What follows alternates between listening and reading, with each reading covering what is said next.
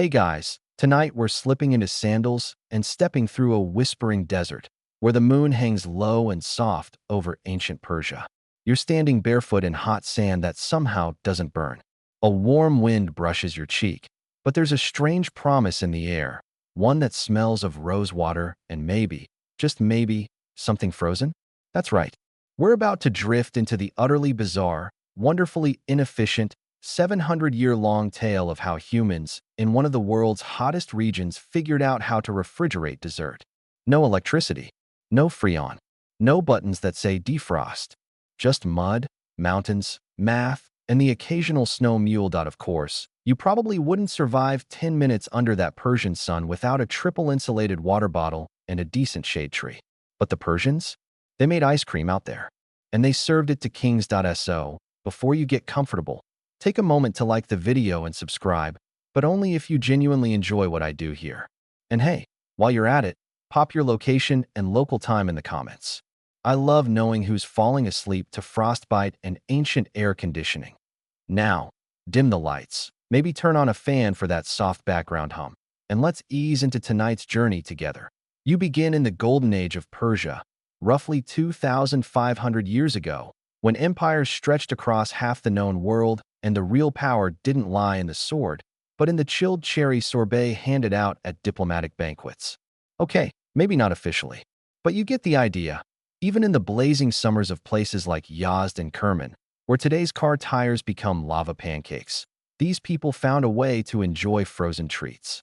You picture yourself trailing behind a camel caravan in July, clutching a shallow clay bowl of half-melted ice scented with saffron, wondering how on earth they pulled it off. The answer? A little architectural sorcery and a lot of patience. But before we talk about the buildings themselves, you've got to understand the Persian obsession with coolness. Not just the aesthetic vibe, but literal, physical cold.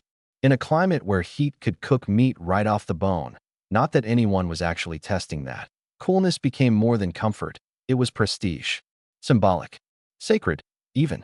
To control temperature was to control the elements. And so, the very first step in this 700-year job description of Persian dessert refrigeration technician involved nothing more glamorous than sitting in the snow. Literally, each winter, small teams would head into the mountains with baskets, blankets, and a healthy sense of doom. The goal? Harvest snow. And not just any snow, fresh, clean, approved by the high priest of mint snow. They packed it down into large wicker crates, tied them shut, and trudged them back down into the city under cover of night. Imagine being on that team. It's 4 a.m. You haven't slept, your hands are numb. Your mule keeps looking at you with suspicion, and somewhere in the distance, a jackal howls. Also, some prince can have a spoonful of chilled quince mash. Honestly, you might have quit by spring, but snow alone wasn't enough. You needed a place to store it. Enter the Yakhchal, literally, ice pit. Think of an above-ground igloo wearing a wizard hat. These domes, some as tall as a 3-story house, were made from a magical mix of clay, egg whites, goat hair, lime, and ash. Why goat hair? Because ancient Persian construction understood one thing very well. Everything is better with a little goat hair. Once complete, these domes were basically passive freezers. Their thick, super-insulated walls kept sunlight out and cold in. At night, the desert temperature dropped dramatically, often below freezing. The Yakhchal would trap this cold and hold on to it for months. Snow would be packed down inside, layer upon layer, sometimes mixed with straw or sawdust to slow the melting. And here's the kicker. Even in August, these ancient fridges still held enough ice to chill dessert for a wedding or impress an ambassador from Greece who probably thought Zeus himself was involved. Historians still argue whether the first Yakhchal builders were priests, architects, or just unusually sweaty geniuses. But what's clear is that they created something modern engineers still study today. I mean, you try making a structure that maintains sub-zero temperatures using only mud, wind, and whatever's lying around. And don't forget, this was more than an engineering marvel. It was a cultural flex. To walk into a feast hall in midsummer and be handed a chilled rosewater custard was to know you were in the presence of royalty. Or at least someone who knew a guy with a yakhchal. So, as you sit back and feel the imaginary cool breeze blowing down from the snow-capped Zagros Mountains, remember, Those ancient Persians weren't just surviving the heat. They were taming it. And also they could eat dessert without it turning into a soup that you'll need to keep your sandals on. Though, things are about to get deeper, literally. Because in our next section, we're going underground to explore the secret chambers beneath the yakhchāls. These weren't just pits. They were thermal masterpieces, but more on that in a moment. You're standing now at the edge of a yawning, shadowy opening beneath one of those domed ice huts. One foot on sun-warmed sand, the other dipping into cool darkness. Beneath the cone-shaped yakhchal, there's a sloped passage leading downward, carved carefully into the earth like a whisper. This is no random hole. It's the cool room, the ice vault, the frosty sanctum where the real magic happened. You step in, the temperature drops by what feels like 10 degrees.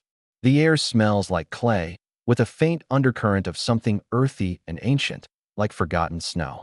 If this were a horror movie, a ghost made of frost would emerge and offer you chilled plum syrup before vanishing into a puff of steam. But no ghosts here, just clever humans and some truly obsessive insulation. See, the lower you go, the cooler it stays. The Persians knew this. They weren't just building up with those big, domed ice huts. They were building down. Many yakhchals had deep underground chambers carved into dry ground, often lined with stone or more of that miracle mud plaster.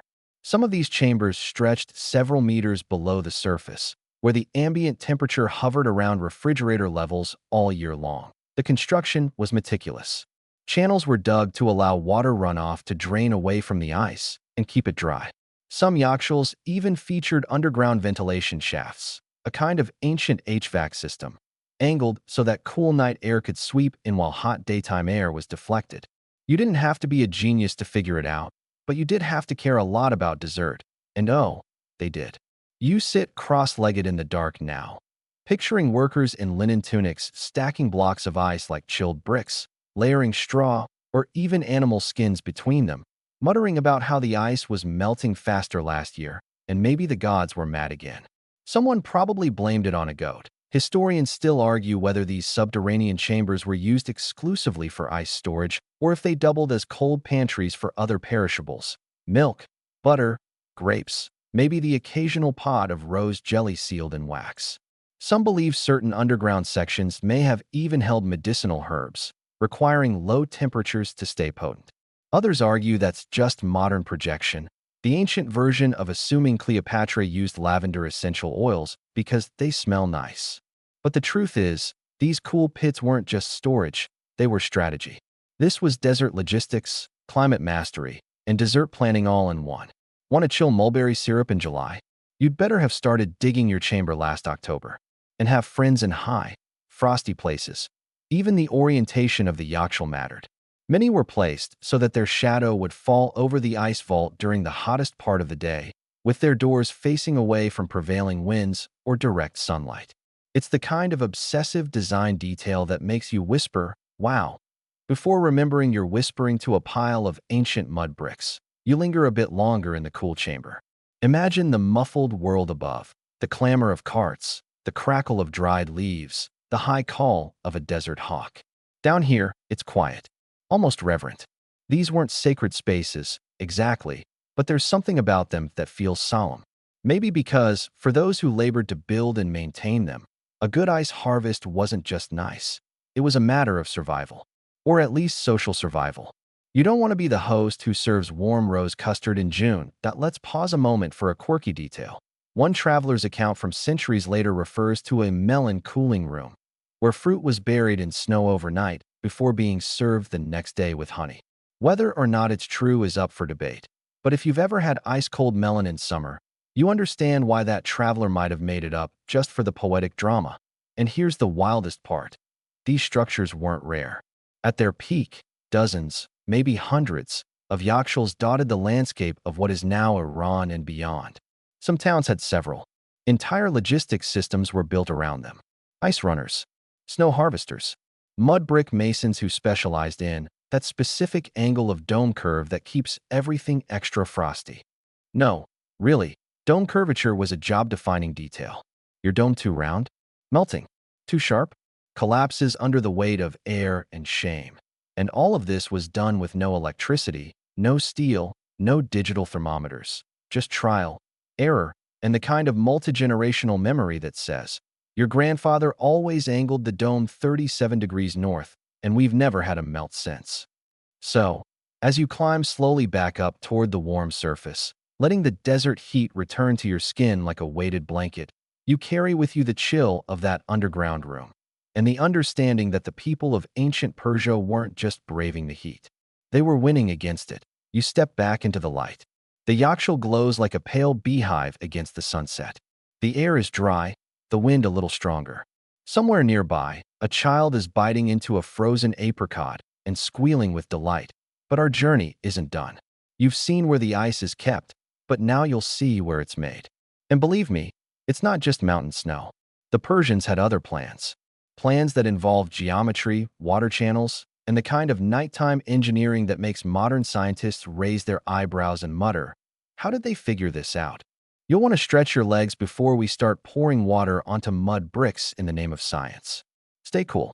You're back outside now, brushing desert grit from your sleeves, squinting into the distance where the final streaks of sunset paint the sky with strokes of saffron and plum. But we're not heading inside. Not yet. Because you haven't seen how the ice is made. Not stored, made. Right here, in the middle of the desert, you trudge out into a shallow basin just beyond the town. It doesn't look like much at first.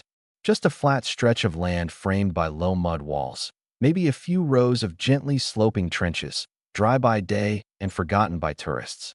But this, friend, is the freezer. The trick? You wait for nightfall.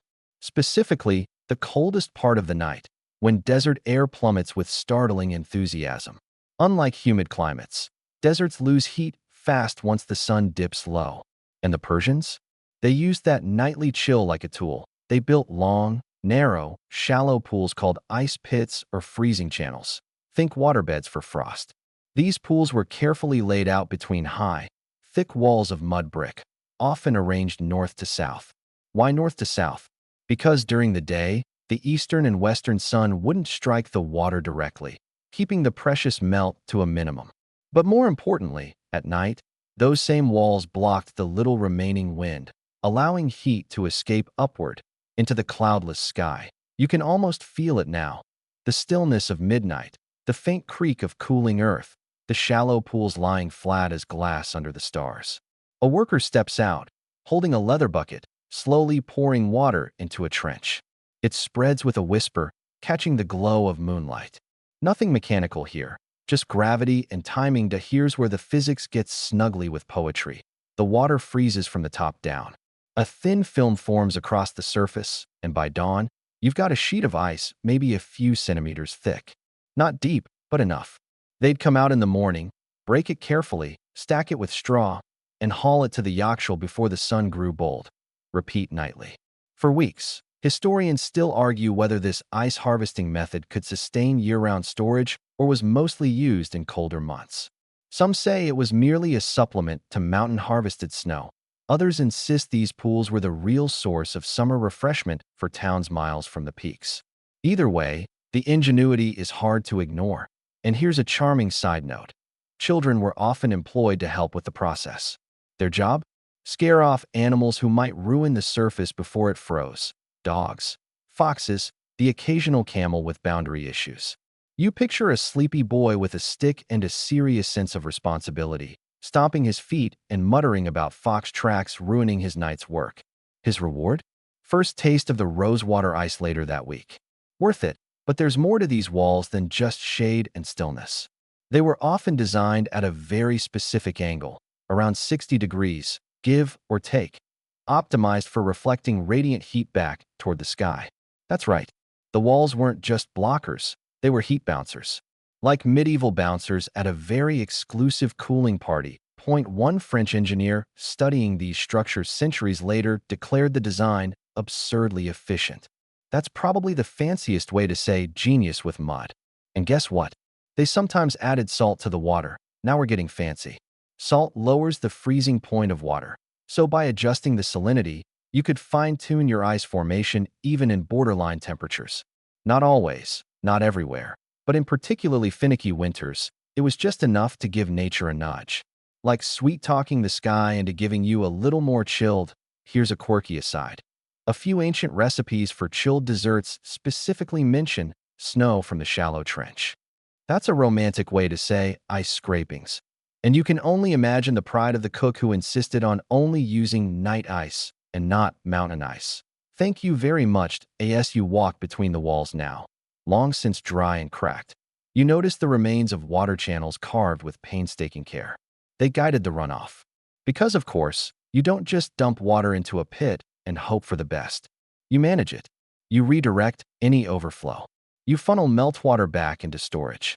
Every drop was precious. Historians still debate how widespread this practice really was. Some argue it was limited to elite communities with the resources and labor to maintain these freezing yards. Others point to multiple archaeological finds across Iran and Central Asia as evidence that this was a community-scale solution, not a palace luxury. You stand at the edge of one of the dried trenches and imagine the labor, the daily rhythm. Fill, freeze, crack, stack. Repeat. For weeks, maybe months.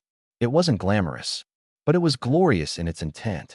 All of this, every wall, trench, and block of mud, just to keep things cold enough for a chilled rose pudding in June. That's love, or at least obsession. Now, the moon has climbed high. You're starting to feel the desert night in your bones, how fast it seeps into your skin, how suddenly the world cools. And it makes sense now. The Persians weren't just lucky with their geography. They learned to use it. They made ice without electricity, without engines, without fans.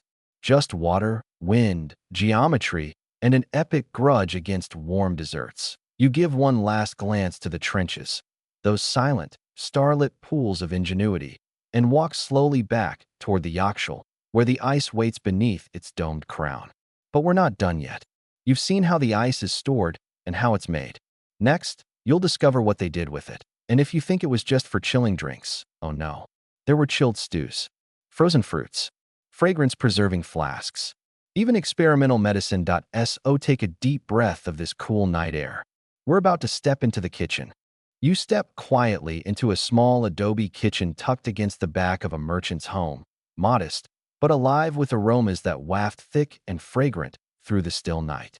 The coals are low in the hearth, casting a soft orange flicker across the tiled walls, and someone hums a low tune as they crush herbs in a clay mortar. This is where the ice ends up, not just in cups, but in recipes. Because in ancient Persia, dessert wasn't just sweet. It was serious business. Tonight's treat? Faluda. Say it slowly, faluda. It sounds like the name of a prince, but it's actually a kind of ancient sorbet, made with fine rice noodles, rosewater, lime juice, and, most crucially, shaved ice. You blink. Noodles? In sorbet? Yes. Yes, indeed. Think of it as a slushy with structure.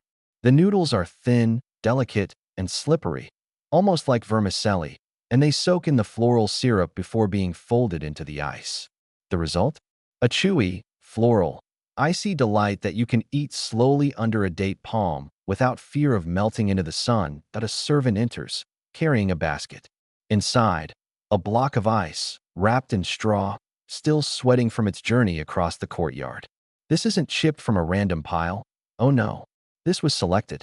The clearest, the coldest, the pride of the stack. It's shaved with a wide blade across a copper dish, forming a snowdrift of soft flakes. A hand sprinkles in rose water like it's holy. Historians still argue whether Faluda originated in the Achaemenid Empire or was perfected during the later Safavid period. Some claim it's been eaten in Shiraz for over 2,500 years. Others swear it only became common once sugar was more accessible. Either way, it's older than your country and far cooler than your freezer. But Faluda wasn't the only show in town. Ice was also used to chill fragrant drinks called Sorbet. No relation to modern sherbet, despite the name collision. Sorbet was syrup diluted in cold water, usually infused with fruits, herbs, or flowers. Think mint lime, sour cherry, pomegranate blossom. And when ice was available, bliss. The cool cut through the syrup's stickiness, creating something that felt not just luxurious, but alive. You can almost taste it. Rose and lime over shaved frost, cold enough to jolt the back of your throat and leave you blinking, surprised, awake. Even the sick got their share. Doctors believe cold helped regulate excess heat in the body, a big deal in humoral medicine. Fevers? Ice wrap, sunstroke, chill syrup, melancholy. Try a frozen quince tonic. Whether or not it worked is up for debate. But the prescription was definitely more fun than Leach's point. One particularly quirky document from the 9th century describes a nobleman requesting ice-cooled wine poured over melon slices, served in a copper bowl cooled in the river. Was it effective medicine? Historians still argue. Was it delicious? Probably. Let's linger a moment longer with the cooks, who took pride in using chilled ingredients the way modern chefs wield truffle oil, sparingly, but with flair. Chilled stews weren't rare either. There's record of a lamb and yogurt dish that was cooled for hours underground, then served with coriander and cold rice. Imagine that. A cold stew. It sounds almost criminal. But in 38 degrees Celsius heat, you'd beg for it. There were also preservation tricks. Flasks filled with rosewater or saffron essence were often buried near the ice chambers. The chill helped the scent last longer, like a natural refrigeration method for expensive perfume. And when the ice was especially clear, pieces would be sliced thin and used in small offerings during ceremonies. Proof not just of wealth, but of technological dominance. And here's something stranger still. Some yakhchāls had dedicated tasting rooms. Tiny shaded chambers where nobles could sample the goods, slivers of melon, pressed into a block of ice. Sherbet poured in tall cups from ceramic spouts. A kind of icy tea salon, except no tea, just cold. You sit for a moment in one of these imagined rooms now. A single oil lamp casts halos on the curved ceiling. The cold seeps up from the clay floor. Someone places a dish before you. Translucent flakes of ice, a twist of sour orange peel, and a drizzle of honey so fragrant it makes your teeth ache before you've even tasted it. All that effort. All that mud, straw, salt, brick, freezing, hauling, carving, just to make this moment possible. A spoonful of cool. A breath of relief in a boiling world. You think of the families who came together on feast days. Ice would be rationed, but there was always a little for the children.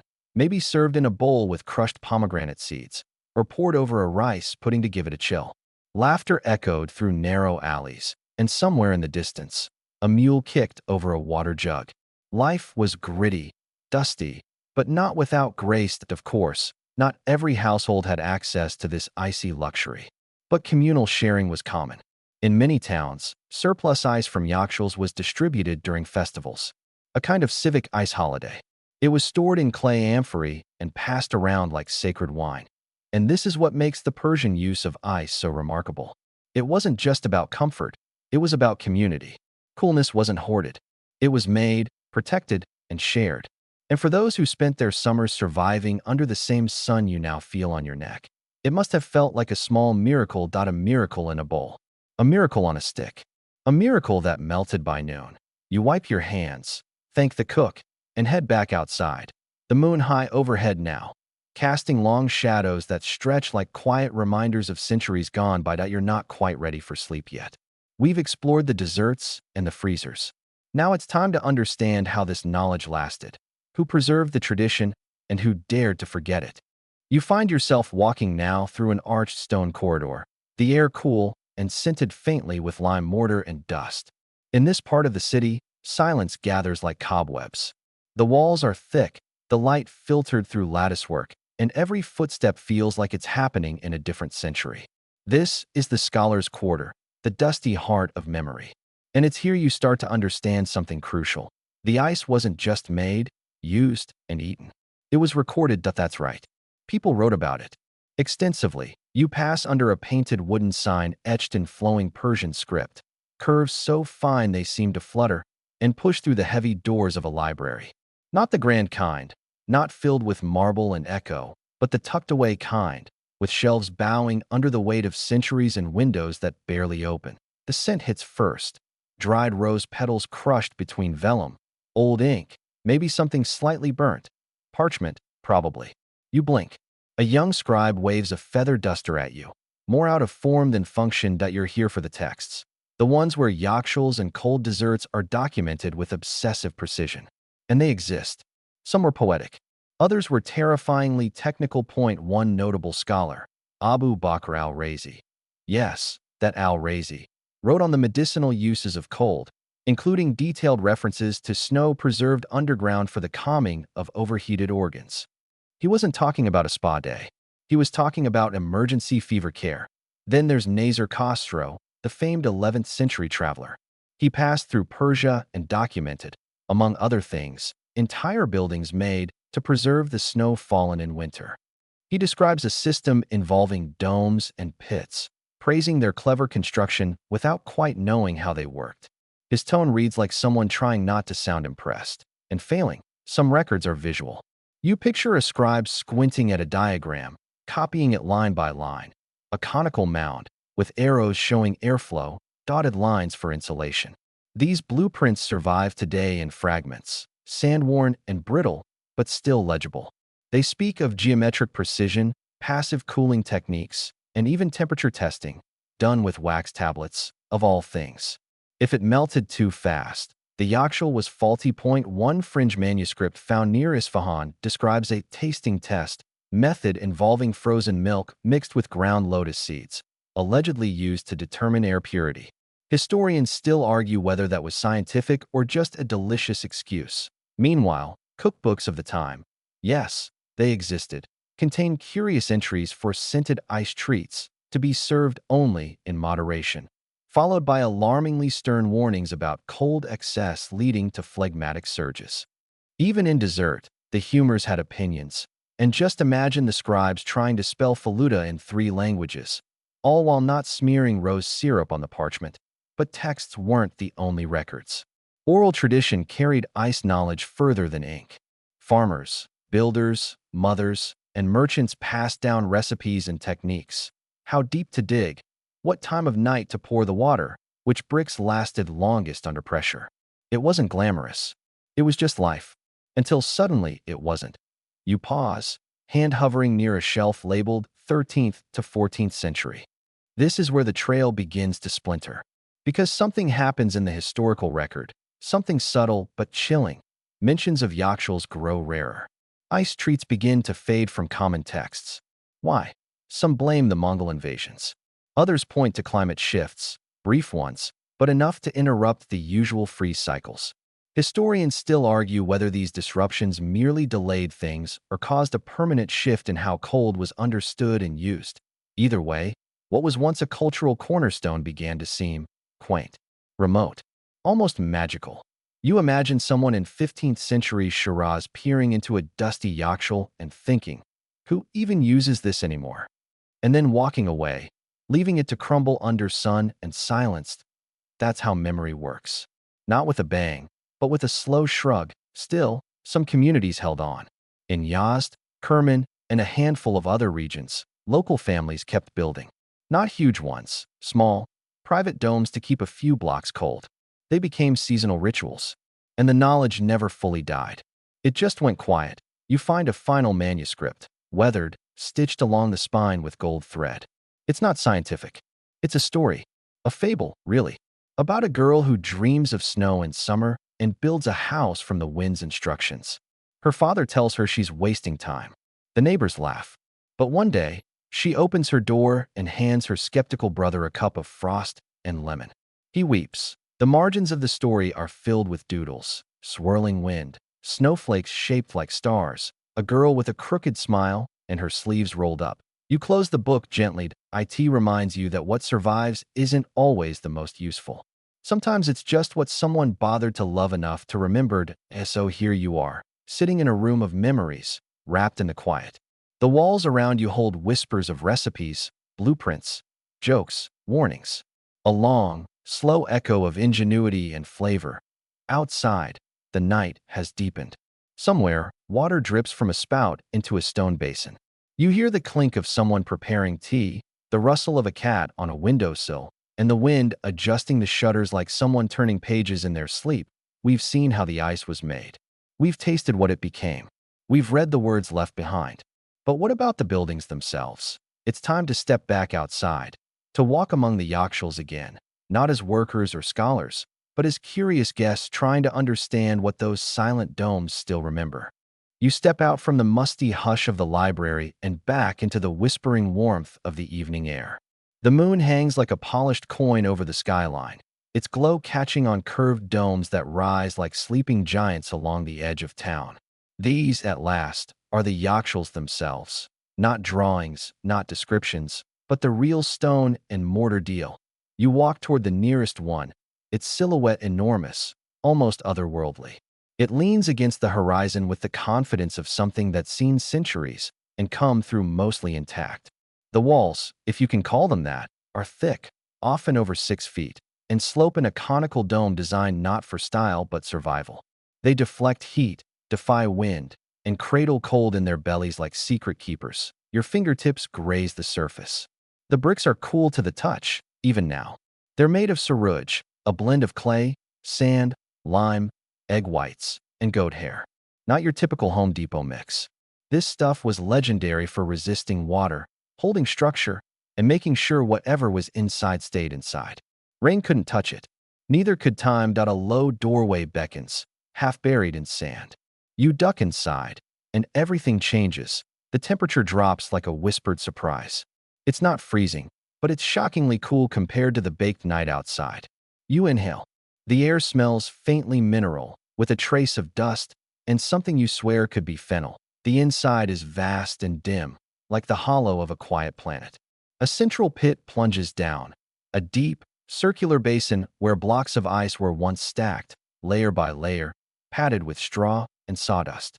At full capacity, it could store tons of frozen water, enough to chill the summer rations of an entire neighborhood. There are shelves, alcoves, small stairs built into the walls for workers to clamber down and place each precious cube. In some regions, yakhchāls had vertical chimneys or vents, allowing heat to escape while trapping cooler air. Others were sealed tight, like tombs for frost. You walk around the inner curve slowly, reverently. You imagine the builders who shaped this place. Men and women folding sarouj by hand, hauling bricks in woven baskets, measuring airflow with candle smoke. There were no blueprints, just generational knowledge passed mouth to ear, sketch to fingerprint. It was science braided with superstition, math softened by poetry. Point one fringe theory, tucked into a forgotten architectural scroll, suggests that the domes were built in accordance with astronomical alignments to catch the coldest parts of the night sky. Historians still argue whether that was intentional geometry or happy accident, but what's not up for debate is the effectiveness. These structures could keep ice solid for months, deep into summer, without a single watt of electricity. No wires, no motors, just shape, insulation, and shadow. You sit on the ledge beside the storage pit and think about how many generations must have walked through this very opening. Children chasing chickens, mothers bartering for cold yogurt, elders retreating from the sun to nap against the cool stone. Even the laborers, those quiet heroes, must have found a kind of peace in this space. Their job wasn't just manual. It was seasonal choreography, pouring water in winter under the stars, waiting for the shallow pools to freeze overnight, then breaking the surface like monks harvesting silence. And it wasn't just one yakhchal. There were often several, scattered like punctuation across the city's margins. Each one with its own quirks, a slightly crooked vent, a smoother stair, a favorite corner where the air was crispest. They were utilitarian, yes, but also strangely personal. People named them, blessed them, even painted protective symbols near the doors. A bit of magic for their modern refrigeration. You lean back, staring up at the narrowing spiral of the dome.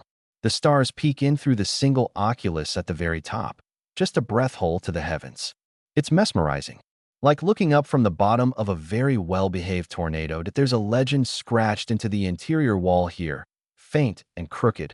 A tale of a woman who could trap ghosts in jars and cool them in her cellar until they became tame. It's nonsense, of course, but you smile. The idea of chilling restless spirits until they relax feels surprisingly plausible in this place. Outside, the town's night noises drift faintly through the thick air. A dog bark, a market stall being shuttered, the clink of someone pouring tea. But inside, the yakhchal remains unchanged. It was built for one purpose, and it still performs it. Even now, with no ice in sight, you stand and brush off your hands. As you exit the dome, your eyes adjust slowly to the starlight. And there, across the street, is another yakhchal. Smaller, squatter. Its surface overgrown with wild fennel and tufted grass. It looks abandoned, forgotten, but maybe not, because something glimmers near the base. a small dish of fruit slices lightly dusted with powdered sugar. Someone's offering, perhaps, a nod to the past, or a snack for the future. It makes you wonder how much of this legacy survived not because it was preserved, but because people quietly refused to forget. In a world full of ruins, a cool dome that still works feels like a miracle, or at least a gentle reminder that not all history is behind us. Some of it is just resting quietly under a lid of starlight. You step away from the Yakhchal and begin to walk through the sleeping neighborhood, your sandals brushing dust into low curls. The coolness of the dome still clings to your skin, a fading memory of ice beneath an ever-warming night. But your curiosity hasn't melted yet, because now you're wondering how people actually got the ice into those domes in the first place. Let's rewind a bit. It's winter. Deep, desert winter. Yes, that's a thing. The kind of cold that sneaks into your bones because your walls are designed to battle heat, not retain warmth. And in the outskirts of Persian cities, vast shallow pools are being dug. Not to swim in, not for irrigation, but to freeze. You follow the faint scent of earth and cold wind in your mind until you find yourself standing beside one of those pools. It's no deeper than your shin and stretches wide like a mirror for the stars. Builders have carved it precisely, long and narrow, often aligned east to west to catch the minimal sunlight and shed it quickly. The desert's temperature swings are brutal in winter. Daylight might warm your shoulders, but once the sun drops, the chill gallops in like a thief. These shallow pools take full advantage of that shift. A thin layer of water poured in the evening will, by dawn, be crisp with ice, just thick enough to harvest. You crouch beside the edge. A worker, call him Ramin, is scraping the surface with a wooden paddle, sliding the fresh ice into wicker baskets. He wears layered robes in faded teal and a woolen cap pulled down low. His hands are red and chapped, but there's a rhythm to his movement, like a song without a melody. His wife, Mahin, nearby, piles the ice shards carefully into a stone trough shaded with straw. Their eldest son, barely tall enough to peek over the rim, fans the air with palm fronds to keep the breeze moving. It's a family effort. This is ice farming, Persian style. You learn that this process repeats every cold night. Pour, freeze, scrape, store. The key isn't just patience, it's timing. Too thick and the ice is hard to lift. Too thin and it shatters like spun sugar. Every morning becomes a judgment call. And of course, you can't store all that ice in open air for long. So once the sun peaks up, Ramin and Mahin load their baskets onto donkeys and make for the Yakhchal. The journey must be quick. Every second counts. The desert sun, even in January, doesn't forgive delay. You walk beside them now, the donkey's hooves clopping on packed earth. A clay jug sways gently from the saddle, filled with date syrup, fuel for later. The ice sloshes against itself like old coins by midday. The baskets are lowered into the dome, and a new layer begins to form at the pool. Over and over, for weeks, until the pit inside the Yakhchal is layered with a solid, glistening core, insulated, hidden, and waiting. One scholarly theory proposes that the success of this entire process was due not just to climate, but to the exact angle of shade structures built around the pools. Some were woven from reeds, others built from mud bricks. Historians still debate whether their placement was based on solar studies or just a lot of sweaty trial and error. As you keep walking, you pass the frozen pool again. Only this time it's dawn, and a thin sheen of ice is forming. You crouch beside it and touch the surface. It hums slightly under your fingers, alive somehow. Or maybe that's just your imagination, that it's easy to romanticize this work. But don't forget, it was hard, physical, repetitive, cold in ways that clung to your lungs. And dangerous, too. One misstep carrying a slippery load could mean injury or infection, especially in centuries before antiseptics.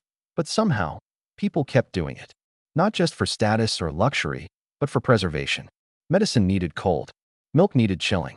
And let's be honest, when summer hit 110 degrees in the shade, a bowl of half-frozen pomegranate syrup wasn't just tasty.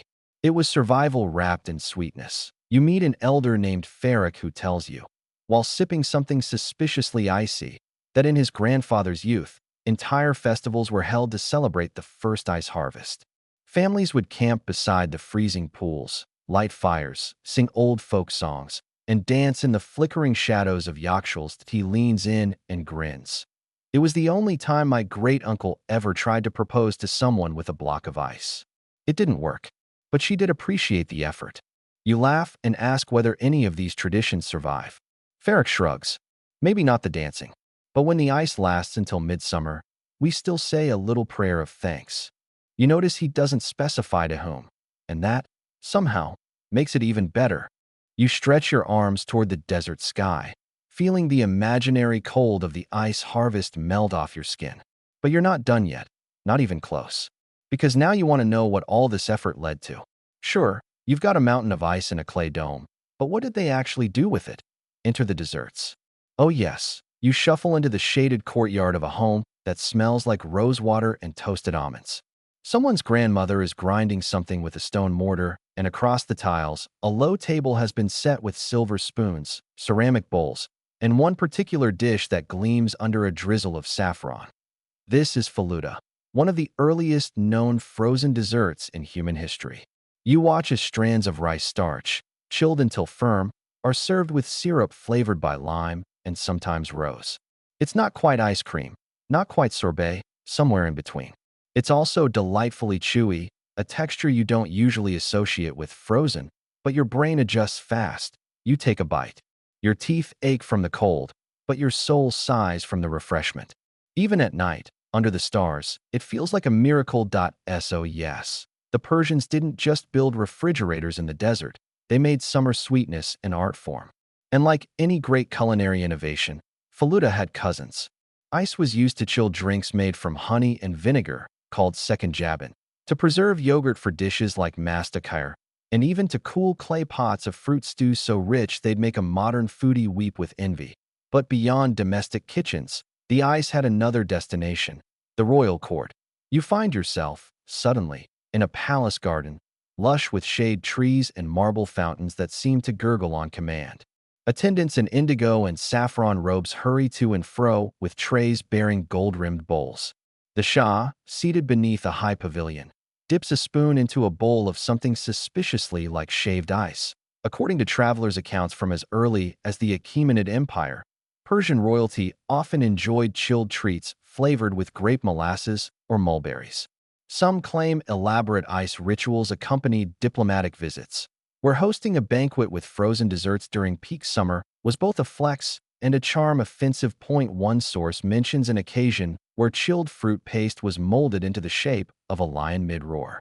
Historians still argue whether this was artistic ambition or just someone getting carried away with fig preserves. And here's a delightful side note.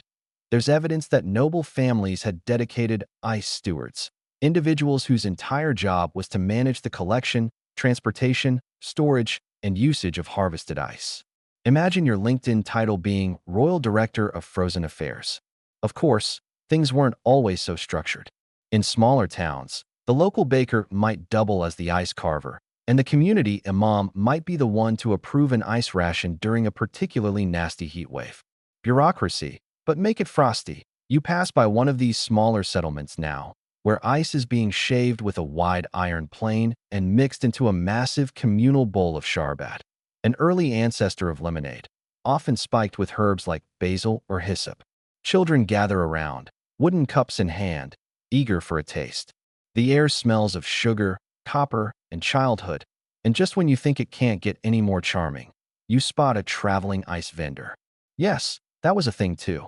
A man with a donkey cart, parasol lashed to the side, and a carved wooden bell to announce his arrival. He'd sell chilled desserts by weight, scooped into leaves, wrapped in paper, or just ladled straight into waiting palms that he winks at you and offers a sample. You take it. It tastes like frozen cucumber, sweetened with mint. Weird, but good. You don't ask what's in it. That said, not everyone was delighted by the growing popularity of chilled treats. Religious scholars debated whether indulgent sweets, especially frozen ones, might be a slippery slope to moral decay. Others warned of stomach troubles from consuming ice too fast, a concern echoed by your aunt whenever you slurped a slushie too quickly. The real tension, however, came from access. Ice was labor-intensive and not cheap. For most of history, chilled desserts remained the province of the wealthy, the lucky, or those close enough to a yakhchal to sneak in with a wink and a favor. One fringe theory even claims a secret society of ice saboteurs formed in the 10th century to protest unfair distribution. No evidence has been found of such a group, but historians still whisper about an incident involving a mysteriously missing shipment of winter-harvested ice, a spoiled wedding, and a pie that somehow exploded. Anyway, the truth remains. Ice changed more than diets. It shaped culture. By the time you leave the courtyard, your lips are sticky with syrup and your hands cold from the bowl. You wipe them on your tunic and glance at the moon, high above, reflecting faintly in the mirror-still pool behind the home. And you realize, this isn't just about cooling dessert. It's about turning environment into opportunity, about communities pulling winter into summer with bare hands and clay pits, about invention born not of wealth, but of determination. Not bad for a bunch of desert dwellers with a sweet tooth. You follow the last hints of rose syrup breath as they fade on the breeze, walking softly now through the alleys behind the palace. Quiet, moon-silvered, faintly sticky with the ghost of Faluda. You've seen how ice sweetened the lives of nobles and delighted the taste buds of children. But you haven't yet peeked behind the curtain. Tonight, you're heading into the bureaucracy of cold. Yes, there's paperwork. Even for ice. Picture a scribe's chamber. Narrow, dim, smelling of ink, papyrus, and maybe dried apricots. A man with a smudged beard mutters to himself as he flips through scrolls. Each one, a receipt. A record. A tally of ice blocks harvested, transported, stored, distributed. It's not exactly bedtime material. Until you remember this. Every single block of ice in ancient Persia had to be accounted for. Why? Because it melted. Ice was the most perishable of commodities, worse than milk, fish, or your grand plans for January gym memberships. It couldn't be hidden, hoarded for long, or stored without consequence. So, it had to be meticulously tracked, and so, bureaucrats invented whole systems around it.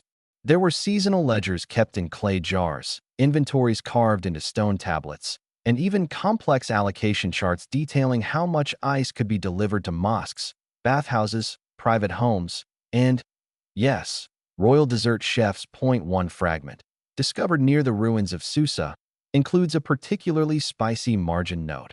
Request denied. If the imam wants more ice, he should try prayer. Historians still argue whether this was a joke or a very tired scribe losing patience with divine logistics. You sit cross-legged beside the ledger man, watching as he adjusts a reed pen and draws a little stick-figure donkey with an ice block on its back. Maybe it's a signature. Maybe it's doodling. Either way, it's charming, and it reveals something we tend to forget. People have always mixed seriousness with whimsy, even while documenting temperatures and quotas. Now let's talk about taxes. Yes, ice was taxed, sometimes as a luxury good, other times as an essential service. Towns near mountains often levied fees on villagers to fund communal yakhchal upkeep. In bigger cities, a tax called bardakarj, literally cold expense, funded the entire seasonal chain. Harvesting, storing, and sometimes repairing broken carts or broken spirits. Not paying your ice tax could lead to fines, food confiscation, or, brace yourself, a full summer without chill. That's right, a heat wave with no ice? You probably wouldn't survive this. You rub your arms just thinking about it. Now imagine you're part of the ice inspection crew. Every few weeks, officials were sent to the yakhchal to confirm the stock, measure its depth with carved sticks, and file a report on melt rates. It's like an ancient version of fridge maintenance, only with more clay tablets and fewer passive-aggressive post-it notes about stolen yogurt. Unless you think it was all clay and ledgers, some tax documents even mention theft. Yes, Ice Heist's. One particularly dramatic account, possibly exaggerated, tells of a midnight raid in which rival merchants tunneled into a yakhchal, chiseled out several carts of prime mid-layer ice, never the surface ice, too dusty, and fled before dawn. The stolen ice was allegedly sold at double price in a city 2 valleys over. Historians still argue whether this incident really happened or whether it was just slanderous gossip from a competitor trying to start a frosty feud. You smirk as you walk past the wax-sealed storage room where ice stamps were kept. These weren't like modern labels. They were small clay discs, marked with ownership runes and pressed into the corners of the ice blocks. Sort of like branding cattle, but colder and marginally less wobbly. Each block of ice carried its story: who cut it, where it was stored, who ordered it, and when it was supposed to be consumed. It's weirdly touching, like sending each ice cube on its own tiny mission in the world. Speaking of missions, let's visit the ice runners. These were the unsung heroes of the system. Fast-footed, sharp-eyed delivery men who would load up blocks of ice onto donkeys or carts and dash them across town before they melted. Think of them as ancient courier services, only without GPS or insurance. And their packages vanished if you paused too long for a cup of tea. You follow one now. A lean, sun-worn figure balancing a wooden crate with wet straw packed around a glistening slab of ice. He darts through alleys, cuts across a bazaar, and ducks under laundry lines before finally reaching a bathhouse with crumbling archways and a long line of sweaty patrons. Cheers go up. Someone faints from excitement. Possibly dramatized, but it paints a picture. Even more incredible? Some ice runners operated across vast distances. Caravans of ice-laden camels once traveled between highland and lowland towns. They moved mostly at night, covering hundreds of miles to deliver blocks of chill during heat waves or religious festivals. One legend tells of a runner who made it all the way from the Alborz Mountains to the outskirts of Yazd in under 4 days.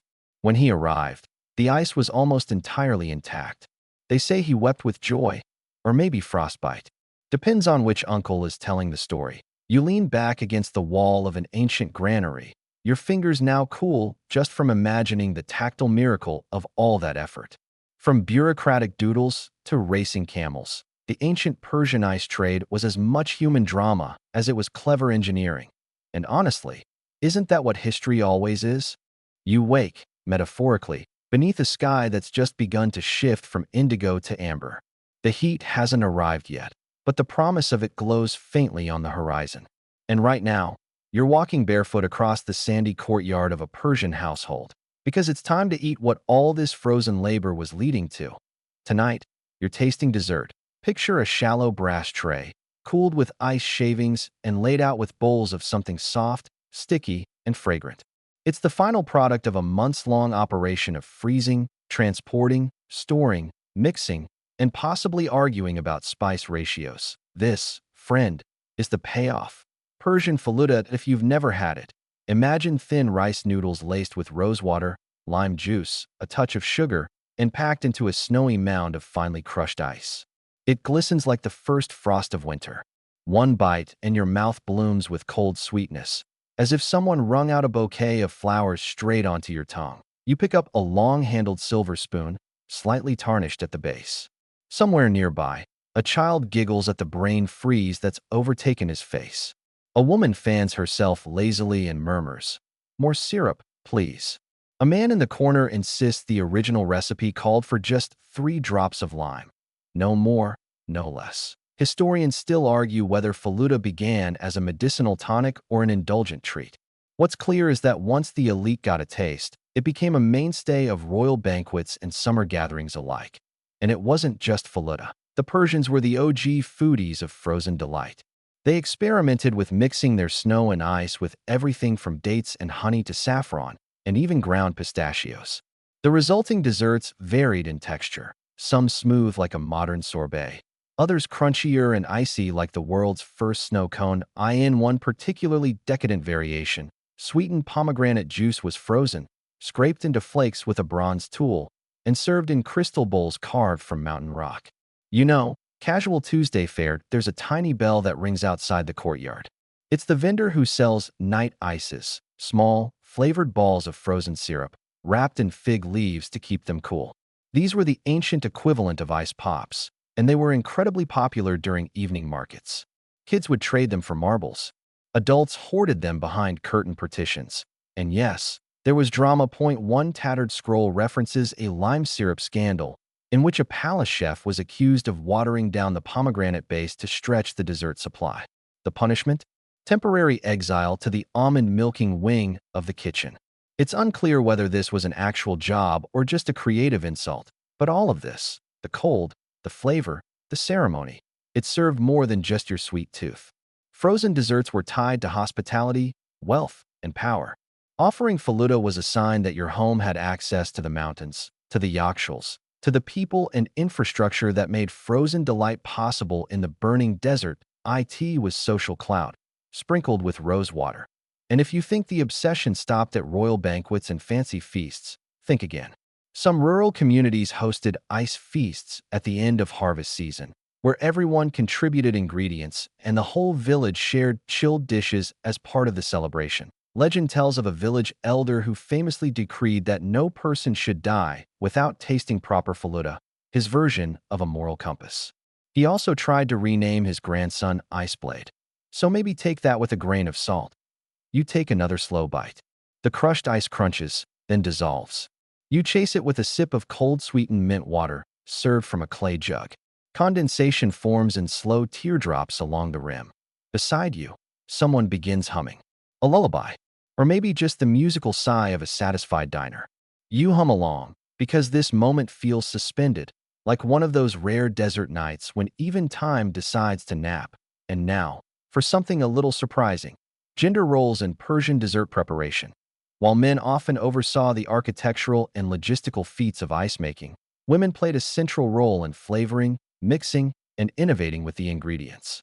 Recipes were passed from mother to daughter, scribbled in margins, and sometimes even sung aloud while preparing them. One folk song, still sung in parts of Shiraz, references sugar from stars and ice with a rose's soul. Historians still argue whether these were metaphors or misunderstood instructions. Either way, poetic. And while we're here, let's talk about ice storage etiquette. Yes, that was a thing. You couldn't just grab a handful of ice and scoop it onto your sherbet like a savage. No, you had to use wooden tongs, or, if you were very fancy, a ladle made of horn. Etiquette guides from the 9th century hint at punishments for those who dishonor the bowl by double dipping. One note suggests that a noblewoman was once demoted in court for touching communal ice with bare hands. Let's be honest, she probably had enemies. Now, back to your dessert. It's melting a little faster now, the sugar turning the last remnants of ice into slush. You tip the bowl gently to catch every drop. A cat brushes your leg, then jumps onto a windowsill and stretches out like she owns the breeze. A breeze, by the way, flavored faintly with jasmine and cooking smoke. This isn't just food, it's history on a spoon. And as you set the bowl aside and lean back on the cushions, you realize that what ancient Persians created wasn't just a dessert, it was a moment.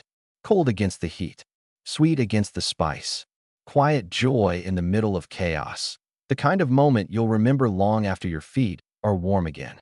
You stretch your legs, dust a few sesame crumbs from your lap, and step back into the pulse of daily life in ancient Persia.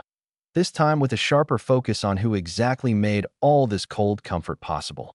Because while it's easy to romanticize the chill of faluda in the heat of the desert, the truth is, someone had to do the hauling. Someone had to chisel, carry, layer, and watch the ice.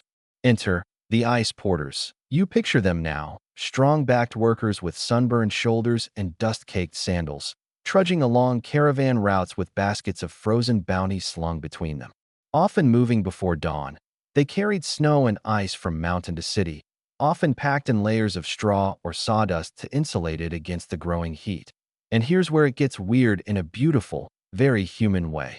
In some regions, ice porters developed specific lullabies not for children, but for their cargo. They believed soft singing kept the ice calm, less prone to breaking or melting from stress. Think of it as an early version of product whispering. Of course, not all routes were gentle. Some porters walked dozens of miles per week. Others used pack animals like camels or mules specially trained to balance heavy frozen loads. These animals were often decorated with blue beads and painted symbols, protection charms against the sun gods, thieves, or just bad luck. Historians still argue whether these beads were symbolic or just fashion statements made by superstitious camel handlers. Either way, the vibes were immaculate. And then, there were the runners. When a royal guest was due in town or a wedding was scheduled midsummer, ice runners, young, fleet-footed messengers, were dispatched to speed up delivery. They carried small loads of snow and ice packed in clay urns wrapped in wet cloth, hoping the desert air wouldn't undo them too quickly. Think of them as the ancient FedEx, fast, fragile, and frequently late. Not every runner made it on time. Some came panting to city gates with barely a handful of icy slush at the bottom of their urn. One particularly tragic poem tells of a young porter who arrived just after sunset, only to discover the bride's family had already served warm goat's milk instead. The poem ends with, "And thus the milk soured, not just in taste." But this system, ragged though it seems, was robust. Cities had designated ice routes, known informally as the cool trails. Along these, temporary ice rests, think ancient pit stops, were dug into the earth and shaded with tarps or palm fronds. Porters could repack their bundles, splash their faces, maybe nap in the shade of a friendly goat. Meanwhile, back at the Yakhchāls, the great underground ice houses, other workers were performing their own miracle, keeping ice alive through months of blistering sun. The ice masters, or Yakhchal keepers, were responsible for layering snow, straw, and salt just right. Too much pressure? The layers fused into unusable lumps. Too little? They melted fast. It was, essentially, the desert's most delicate sandwich, and believe it or not, this was a family business. Ice mastery was passed down through generations, with fathers teaching sons, and in rare but documented cases, mothers passing techniques to daughters. Some Yakhchal families became locally famous, known by nicknames like the Chillers or Snow Hands. Yes, actual recorded epithets. These families were trusted to manage ice during major events, births, funerals, and feast days. Having your event catered by a Snow Hands affiliate? Total status symbol. Having to use freelance ice? That's just embarrassing. Inside the Yakhchal, work continued in darkness. Only narrow shafts let in a whisper of light, so keepers often worked by touch alone. Each morning began with tapping the layered walls, listening for soft cracks. If they heard one, the block might have shifted and needed restacking.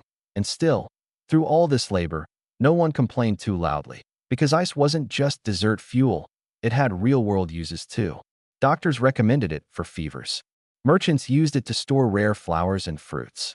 Perfume makers swore it kept their oils fresh. And one particularly eccentric noblewoman stored her shoes in an icebox because she preferred a crisp sole. Quirky, yes, but in her defense, it does sound kind of luxurious. Let's not forget the communal ice festivals. Once a year, at the peak of summer, towns would host celebrations honoring the workers of the cold chain. These were sprawling events with music, food, cold drinks, and storytelling. Kids would sculpt tiny animals from ice. Adults would race each other barefoot across shallow frozen tiles. The highlight? The ceremonial breaking of the brick, where the oldest Yakhchal keeper cracked open a block of snow harvested from the first winter storm. If the brick shattered cleanly, the year was said to bring cool winds and sweet harvests. Historians still argue whether this prediction ever proved accurate. But hey, when it's 105 degrees out, you take your hope where you can find it. Even the rulers got involved. Some Persian kings funded cold route patrols to ensure no one intercepted ice deliveries. Others built personal yakhchals near their palaces, so they wouldn't have to rely on outside deliveries. And one famously eccentric monarch reportedly wrote odes to his ice throne, a stone chair kept cool year-round by underground pipes. Naturally, no one was allowed to sit on it but him. And his cat. Because of course he had a cat. So the next time you tap open your freezer or casually chomp down on a popsicle, remember the ancient hands that hauled frozen water across baking sands, that crunched straw into ice walls, that sang lullabies to melting snow, and maybe whisper, "Thank you," into your frosty drink. You tiptoe a little deeper into the chill. Let's leave the icy festivals and whispered gratitude for a moment, and step into the quiet corners where yakhchals met bureaucracy. Because, yes, even in ancient Persia, cold had paperwork. You wouldn't think something as fleeting as ice would need a ledger, but then again, you wouldn't think someone could build a 60-foot domed freezer in the desert, and yet here we are. These ice operations were not free-for-alls. Ice was counted, tracked, and taxed, because of course it was. Every yakhchal had a record keeper, usually someone with neat handwriting and little desire to touch anything cold. They'd sit on shaded platforms near the entrance, dipping reed pens into thick ink and logging daily ins and outs.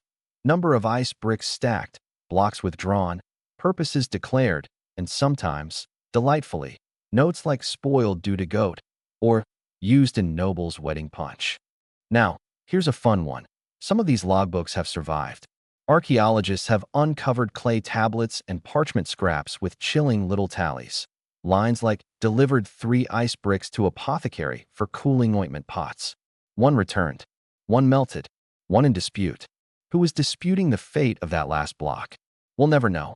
But you can almost hear the passive-aggressive humming behind the ink. Historians still argue whether these tallies were standard across regions or if some cities had their own secret ice tax rituals. There's a theory that some cities used frozen taxes to shame late payers. If you didn't pay your dues, your ice delivery was withheld until your neighbors heard about it. Petty? Maybe. Effective? Definitely. Let's pivot to the buyers. Ice wasn't just for kings or courtiers. Merchants, priests, teachers, even traveling storytellers would budget a bit of coin for cold during the hotter moons.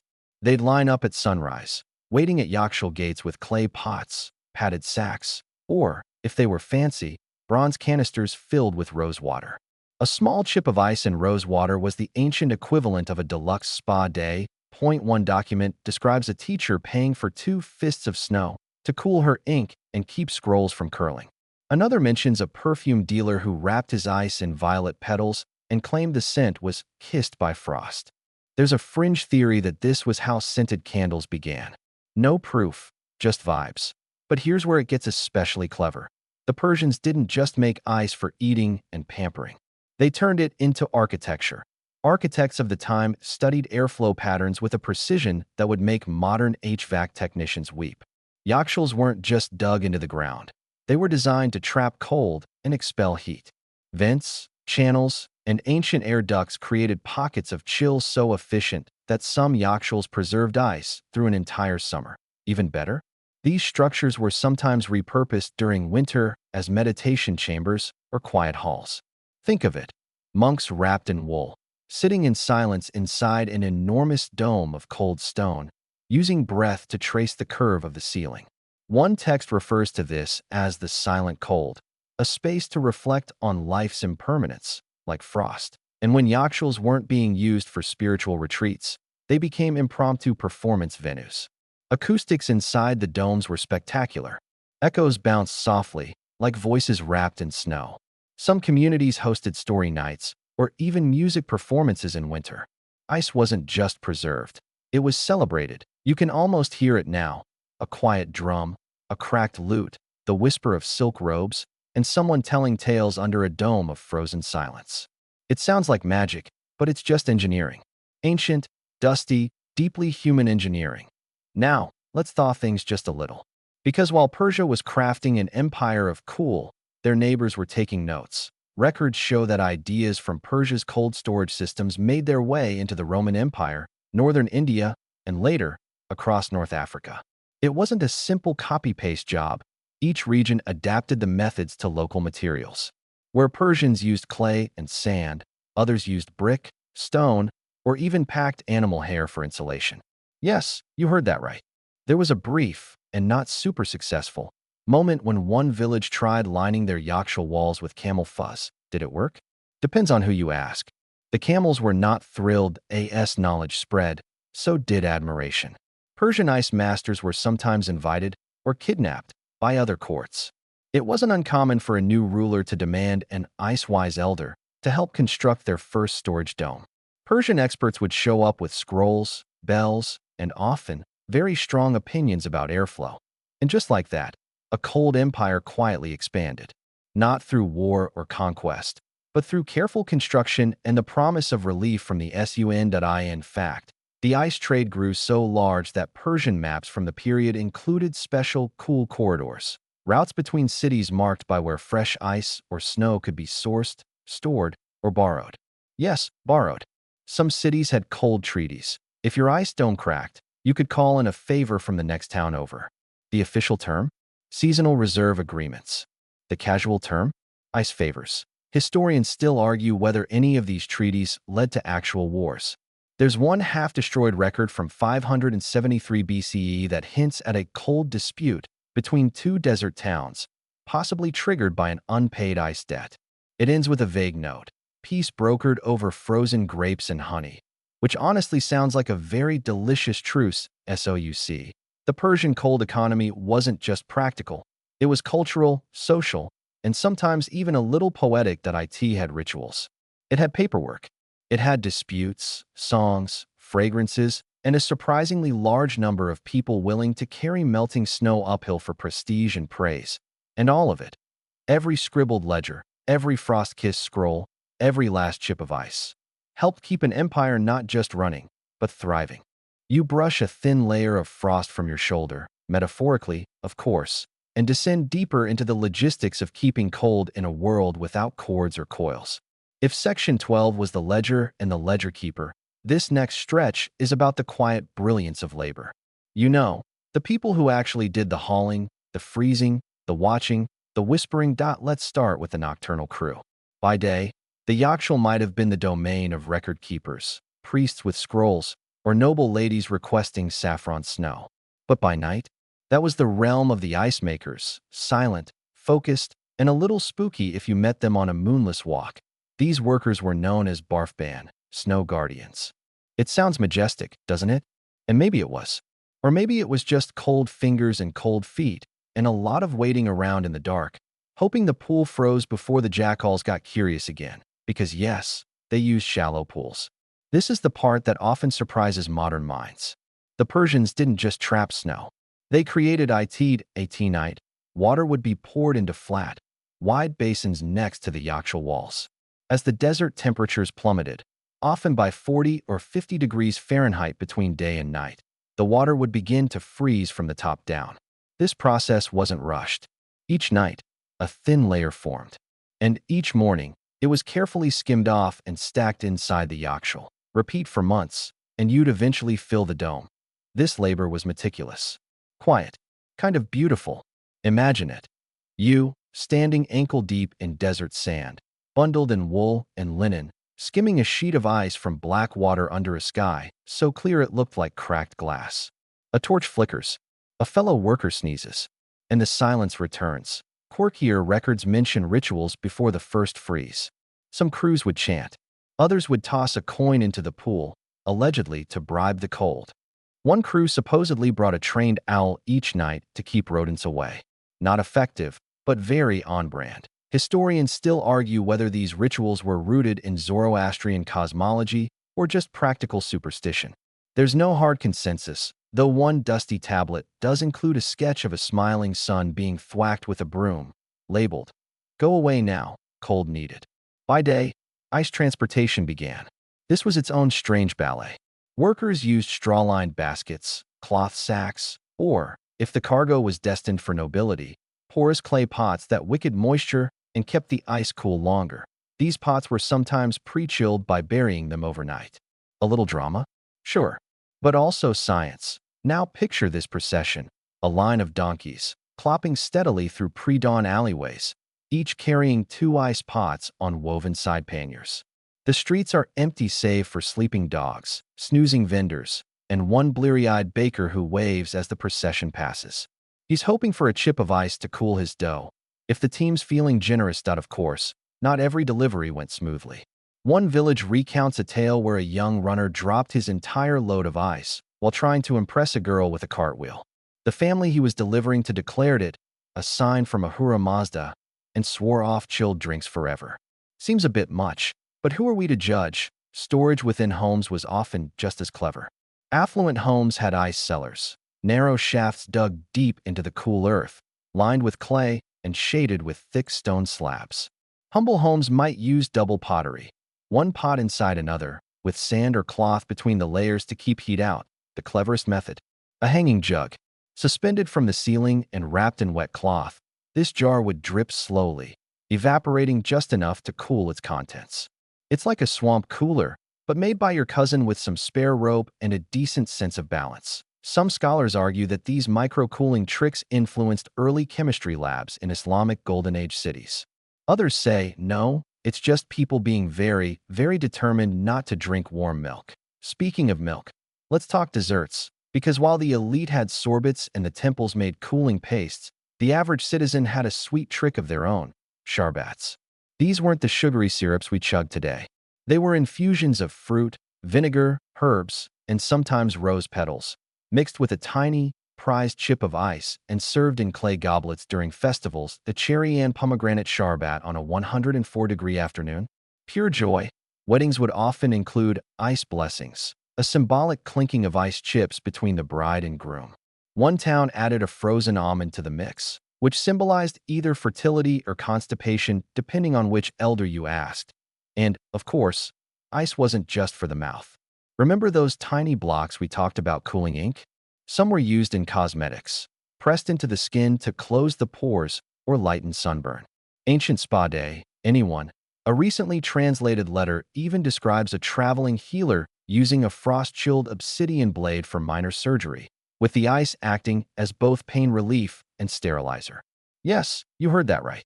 They invented cryosurgery with rocks and will-powered, so you might wonder, were the ice makers proud? Seems like at point one aging barf ban. Writing in a cracked notebook now stored in Tehran's antiquities archive. Pin this. My labor is forgotten by noon. Yet I carve sky into glass, and it sings. No big deal. Just the chillest job review ever written. Your sandals crunch gently over packed earth as you step into the next phase of the Persian cold chain.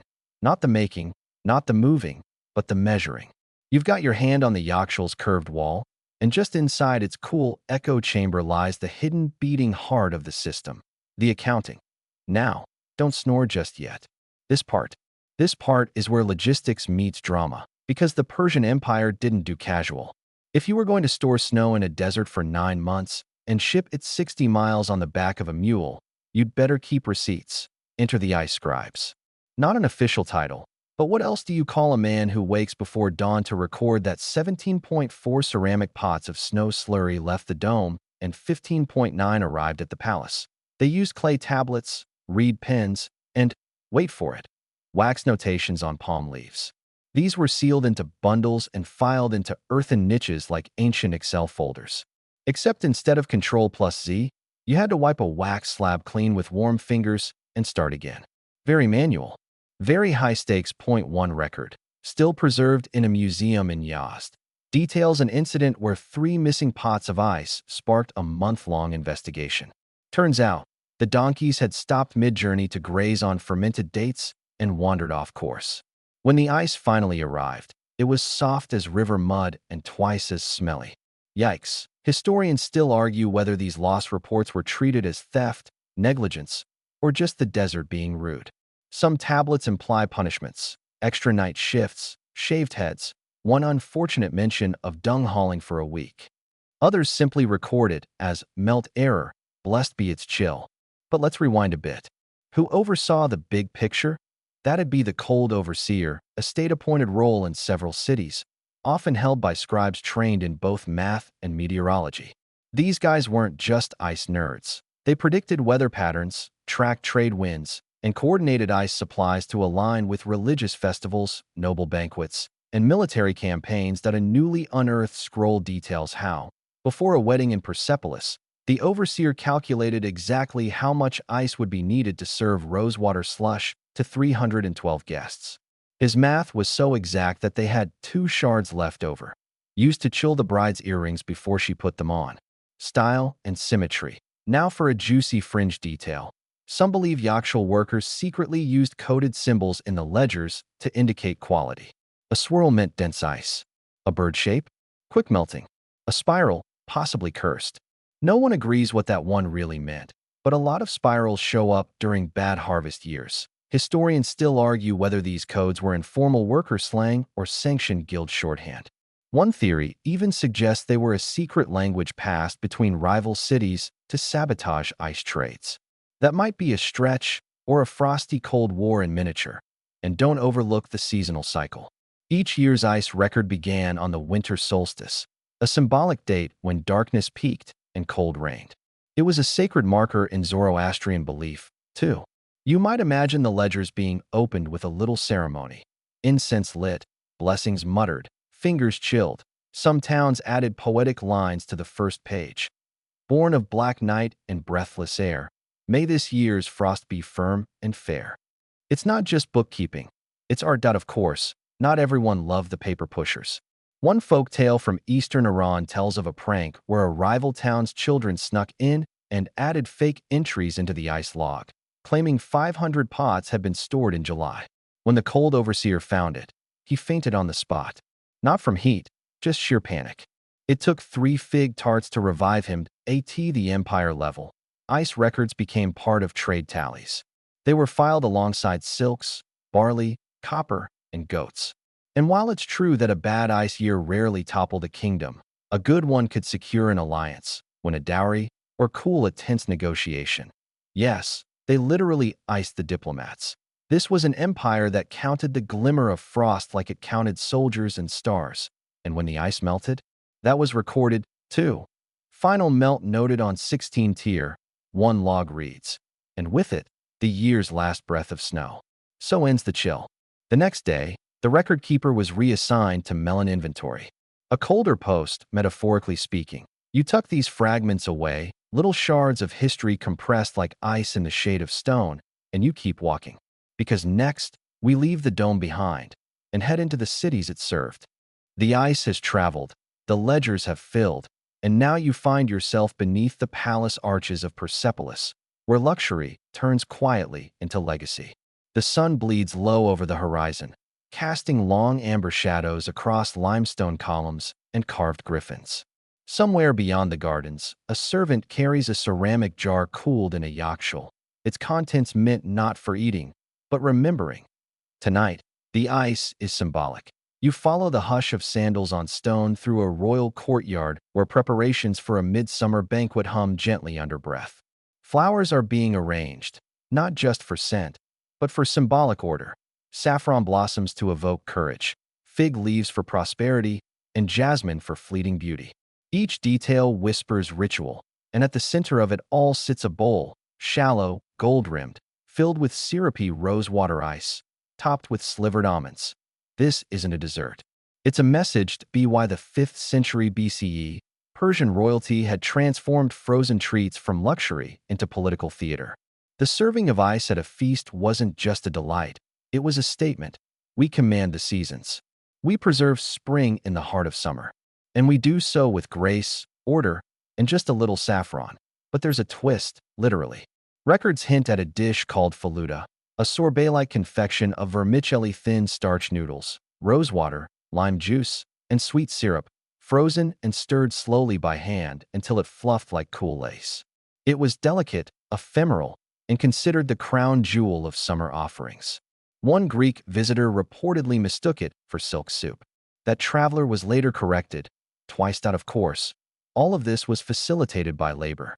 The ice handlers, churners, spice grinders, and syrup mixers all toiled quietly behind ornate stone partitions. One clay tablet even preserves a note from a kitchen overseer lamenting. The cinnamon has clumped, and the almond man is late. Blame the camel, perhaps. You can almost hear the sigh. Historians still argue whether the more elaborate chilled desserts, like faluda, were reserved strictly for courtly feasts or if wealthier merchants could afford their own small batches. Some evidence suggests street vendors might have sold a simpler version cooled with crushed ice and sweetened with date syrup, sold in ceramic cups lined with fig leaves. You turn a corner and arrive at one of these imagined markets. A sleepy lane in ancient Ecbatana, where a grizzled vendor scoops shaved snow into glazed cups, then pours syrup over it in slow, practiced spirals. The children clustered nearby don't know about the palaces or the politics. They only know that cold is rare and sweetness rarer still. You take a cup, savor it. Lime tangs against rose. The syrup is spiced, thick with cardamom and whispering vanilla. It drips slowly down your fingers. A breeze stirs, lifting the scent of chilled mint from the vendor's satchel. And for a moment, all the ledgers and rituals and camels and clumped cinnamon don't matter. This is enough. Then the bell sounds from the royal courtyard. The banquet begins. You return to your path, watching as courtiers sip cautiously from icy dishes, eyebrows raised as though the cold itself were a negotiation. An ambassador from Lydia tilts his bowl skeptically. A princess of Media closes her eyes with the first taste. One royal poet scribbles in haste, his stylus slipping on the parchment in delight. And somewhere, tucked into the wall near the kitchens, a servant leans back against the cool stone and fans herself with a lid from a sugar jar. She knows the secret. The people who taste the least often appreciate the most. You linger in the hallways now. Not as a noble, not as a merchant, but as a quiet observer. Maybe a ghost, maybe a dreamer. Drifting through the scent of chilled fruits, the clink of ceremonial silver, the slow hiss of melting ice in bowls no bigger than a fist. In your hands, the cool weight of a rose-colored dessert, and in your mind, the echo of ancient rituals chilled into memory, because in Persia, even a spoonful of ice carried stories. By now, the air has shifted. You're walking in twilight, both literal and metaphorical, along the stone paths of a garden just beyond the banquet hall. The revelers behind you are laughing more freely now, their cups filled, their stomachs soothed. But here, under the canopy of cypress trees and hanging lanterns, something quieter blooms. The garden is one of the Persian Empire's more lasting contributions. The Paradise Garden, or Paradisa. Yes, the very word from which paradise is born. These gardens weren't just decorative. They were symmetrical, symbolic, and soothing. And, importantly, they were cool. Shallow channels called canets ran beneath the surface, fed from distant mountains, allowing for fountains, ponds, and shaded corners filled with the fragrance of night-blooming jasmine. The perfect spot, it turns out, for finishing a frozen treat and discussing eternity. You pause beneath an almond tree, its leaves whispering in the rising breeze. A scholar, seated cross-legged beside a marble basin, is reading a clay tablet by lamplight. You peer over her shoulder, gently, because time-traveling dreams require manners, and catch a glimpse of text. It's a recipe. Not just any recipe, though. This one lists both ingredients and celestial alignments, as if to say, make faluda only when Venus reigns and the moon is in Taurus. Historians still argue whether such instructions were symbolic, spiritual, or simply a clever way to limit dessert making to favorable weather. After all, nobody wants to make sorbet during a sandstorm. And yet, even in this deliberate setting, there's a sense of play. A pair of musicians sit nearby, lazily plucking a tar and neigh. One of them jokes about the ice jester, a man who accidentally spilled syrup on a frozen rock and was declared a genius. The other rolls her eyes, then adds that same syrup to her dessert and admits it's delightful that I in this half-light. You get the sense that ice wasn't just an elite delicacy or an engineering triumph. It was something more than utility. It was part of the philosophy of the time, a balance of fire and water, of sweet and bitter, of hot wind and cool silence. The court historian strolls past and remarks, "Did you know Darius once demanded ice on the anniversary of his coronation, despite it being the hottest day of the year?" You raise an eyebrow. The historian shrugs. They had to send 3 runners into the mountains. 1 returned. The others stayed to become monks, apparently. You both chuckle. Mostly. And here's something charming. Some Persian poets used ice as metaphor. A chilled heart, a frosted soul, a lover's gift melting too soon under longing hands. One even described a sorbet as snow that fell from a jealous cloud into the mouth of the sun's daughter. Romantic? Yes. Logical? No. But that's poetry for you. As the night thickens, the lanterns flicker and glow like low stars. The scent of frankincense curls in from a nearby burner. You rest on a carved stone bench and run your fingers along its edges, cool from the breeze, faintly rough. Somewhere, water trickles, and now, the moon rises full. Its reflection sits perfectly in a still pool across the garden. You watch as a woman approaches with a platter, sets it gently on the low marble table beside the pool. On it, 5 dishes, each different, each glistening. You recognize the colors: saffron orange, rose pink, fig brown, pistachio green, and a cloudy white that might be milk ice scented with mastic resin. She doesn't eat. She just sits and stares at them as though reading a poem. Behind you, a fox skitters through the hedges, startled by a falling date. The wind carries the smell of citrus peel, faint and clean. You close your eyes, just for a moment, and in the darkness behind your eyelids, you see the memory of a memory. People scraping ice from mountain stones, laughing, tired, proud. People saving sweetness for others. People who knew that one perfect chilled bite, delivered in silence, was worth more than 1,000 clumsy words. And there, in that Persian garden lit by moonlight and mythology, you begin to understand something very old. Coolness isn't just temperature. It's grace. It's timing.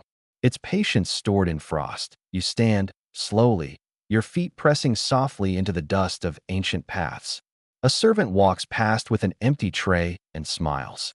You return the smile, then disappear, gently, like sugar into snow. The landscape shifts again, not dramatically, but like the gentle adjustment of a dream's edges. You find yourself inside a modest, domed chamber tucked beneath a hillside. The air is hushed, as if even sound respects the structure's long patience. Torchlight flickers across the earthen walls, and you realize with a start, you're standing in a subterranean ice house. A yakhchal. Now, if you've never spent time in a clay and sand dome designed to defy summer, you're in for a treat. These Persian yakhchals were wonders of passive refrigeration, long before compressors and humming freezers. Above ground, the bulbous dome absorbs the desert sun and laughs it off. But beneath your feet, deep, stone-lined chambers hollowed out to trap winter ice, cut from distant mountains or harvested from frozen canals, and store it well into the dog days of summer. You descend slowly, your footsteps muffled by packed earth and history. The floor is cold. Not cool, not chilly, cold. Centuries later, someone would invent the phrase, naturally air-conditioned. But here, that phrase would feel like an understatement. The walls are thick with a special mortar, a composite of sand, lime, clay, egg whites, and goat hair. You pause to imagine someone whisking that together and wondering, am I building a wall or baking a cursed meringue?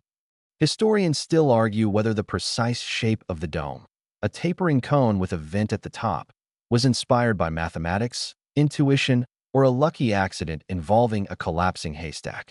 But its function is clear. Hot air rises and escapes through the vent, while the sun's heat never quite reaches the inner sanctum.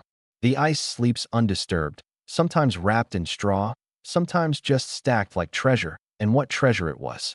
You run your fingers over the surface of a frosted block, faintly misted with condensation. There are grooves where blades once chipped portions away, perhaps destined for a nobleman's sherbet, a merchant's iced yogurt, or a poet's attempt to impress a reluctant crush. Not everything here is utilitarian.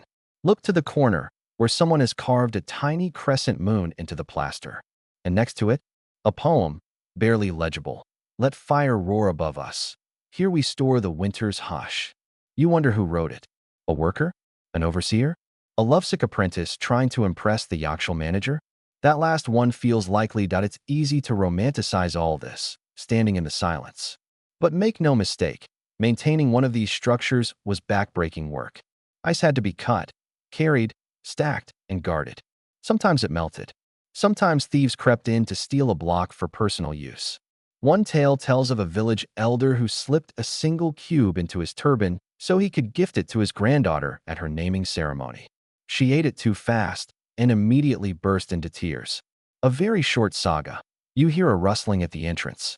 A young boy in sandals pads down the steps, balancing a ceramic jug and two bowls. He kneels beside a block and begins chipping, carefully, reverently.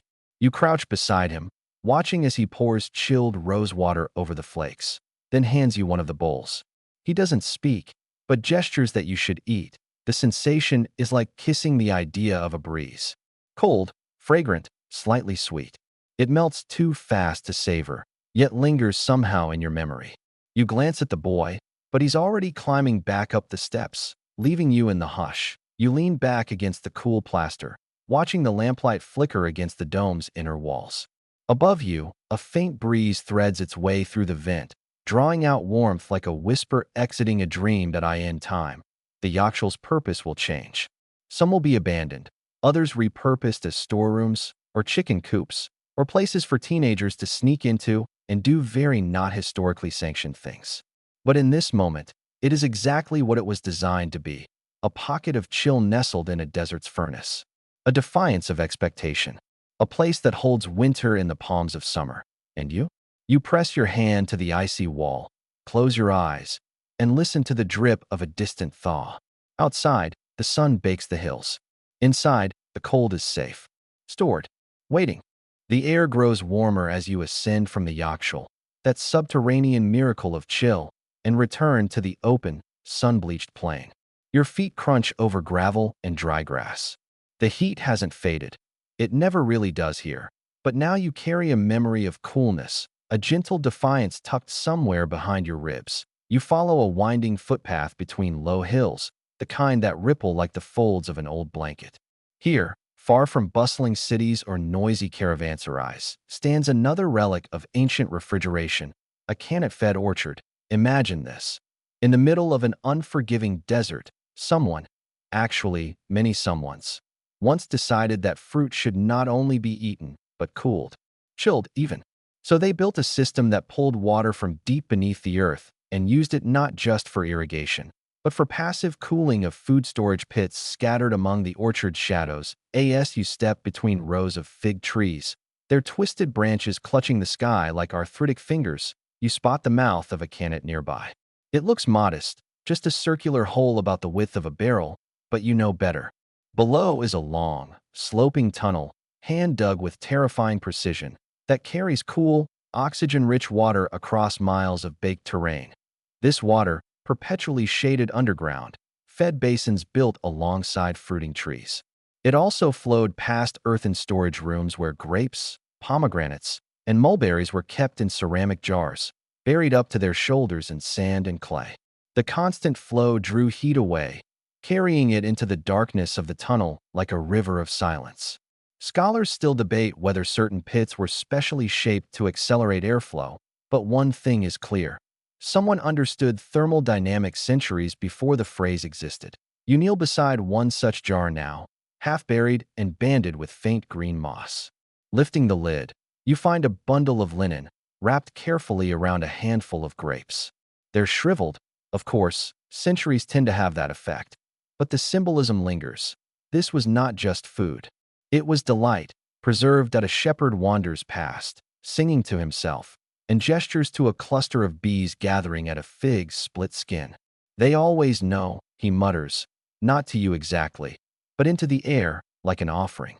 Then he's gone, leaving only a drifting tune and the soft buzz of pollination.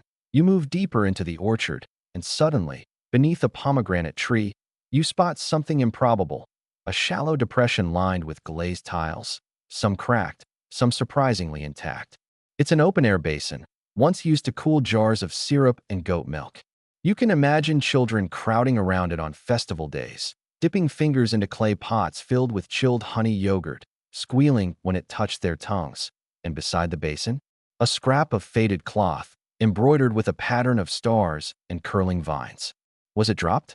Left as a gift? You imagine a girl in saffron robes, laughing as she dances barefoot through the trees, her job long forgotten, her cloth forgotten too, until now. The longer you walk here, the more the orchard feels like a living archive. Each leaf, each crack in the basin, each stubborn weed growing between irrigation channels has a whisper tucked inside. You can almost hear the debates held under the trees. Which type of fig stores best? Whether mulberries should be wrapped in papyrus? Who gets to eat the last icy plum? And just when the desert sun begins to press too hard against your temples, you find a shaded platform built of mud brick and cedar beams. There's a small bench carved from stone, smooth from centuries of backsides, and next to it, the remains of a jar sealed with wax. Inside is something unexpected, slivers of lemon peel suspended in what smells like rose water. It's likely no longer edible, but still fragrant. Someone once cared enough to flavor water meant to be cold, because refreshment should also be lovely. You sit on the bench, sipping air and memory. In this part of the world, refrigeration wasn't just preservation. It was ritual, celebration, intimacy. It meant serving fruit at the perfect temperature to honor a guest. It meant storing dessert beneath trees to mark a birthday. It meant keeping just one fig chilled for a grandmother who no longer had teeth, but still liked the sweetness. All around you, the cannet hums beneath the surface. Silent, eternal, a river that flows not to be seen, but to serve. You lie back on the warm stone, letting your eyelids drift half shut. The sun paints amber through your lashes. In the distance, someone laughs. Perhaps a fig dropped from a tree. Perhaps a child found something cold in a forgotten jar. Perhaps the desert, for just a moment, remembered what it meant to be kind. The sky begins to bloom with peach and lavender as you rise from the orchard bench and continue walking, slowly now, your sandals scuffing dry earth, your shadow long behind you. You follow the dry creek bed of what was once a seasonal tributary, now used, cleverly, for storing ice. Yes, ice. In the desert, you step down into the bed, your hands brushing the mud-packed walls, and try to picture it full, not of water, but of stacked slabs of winter-cut ice hauled from nearby mountains under the cover of starlight. Wrapped in straw, loaded onto carts, pulled by groaning oxen across days of hard terrain. Historians still argue whether the earliest of these frozen caravans date to the Achaemenid or even earlier Median periods, but there's no doubt that by the 400s BC, Persian engineers had mastered what can only be described as the logistics of cool, seasonal ice, harvested at night from mountain ponds or purpose-built freezing basins, was carted down into town, where it was stored deep inside the yakhchāls or even underground cellars like this. Your hand trails along the dusty wall. The faintest chill lingers, as if the memory of ice refuses to leave entirely. You close your eyes, and you can hear it. The clink of iron tools, the strained breathing of workers, the soft encouragement of drivers keeping pace beneath moonlight. And then, market morning. The ice emerges like treasure from the earth, shaved into bowls, packed around dates, or used to keep yogurt thick in the marketplace. It was sold by weight, often more precious than silver. Those who could afford it might serve sorbet, called faluda, laced with vermicelli and rose water, chilled until steam curled from its surface like perfume. You duck beneath an ancient stone bridge, its arch still intact. Here, traders once gathered to sell ingredients for these impossible desserts. Goat milk thickened with starch, sugar beet syrup, saffron threads and paper twists, mint leaves bundled with twine. One merchant, you imagine, kept a squirrel as a pet. Another used scraps of broken ceramics to decorate his stall. People lingered not just for the sweets, but for the atmosphere.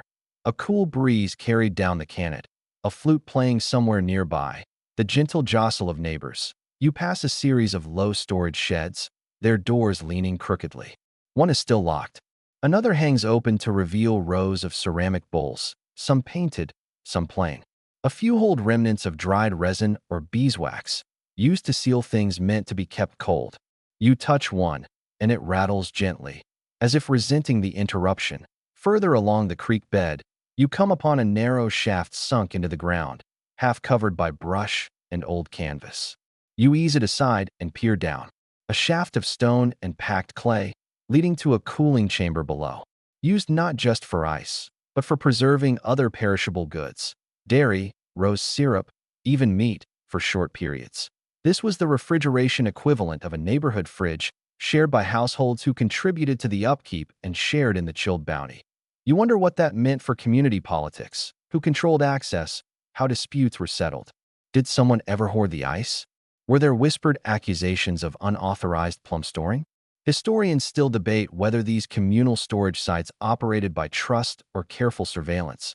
But one thing is clear: cold was power, and power required agreement. You climb out of the shaft and sit at the rim, looking west. The sun is slipping behind the far hills, casting the desert in rose gold. A hawk circles above. Somewhere in the distance, you hear a child laughing, perhaps playing with a goatskin water pouch that's been buried to keep cool. You remember the earliest trick you learned: wrapping water in cloth and letting evaporation do the work. Still effective, still ancient. You reach into your own satchel and pull out a small linen-wrapped bundle. Inside, a slice of honey-soaked cake, still faintly cool from being tucked near your last water flask. You break it gently with your fingers, savoring the texture. Dense, sweet, fragrant with cardamom.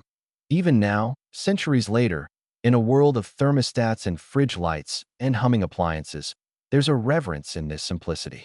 A slice of cake cooled by craft, not current. You dust your hands and rise, heading toward the edge of the creek bed.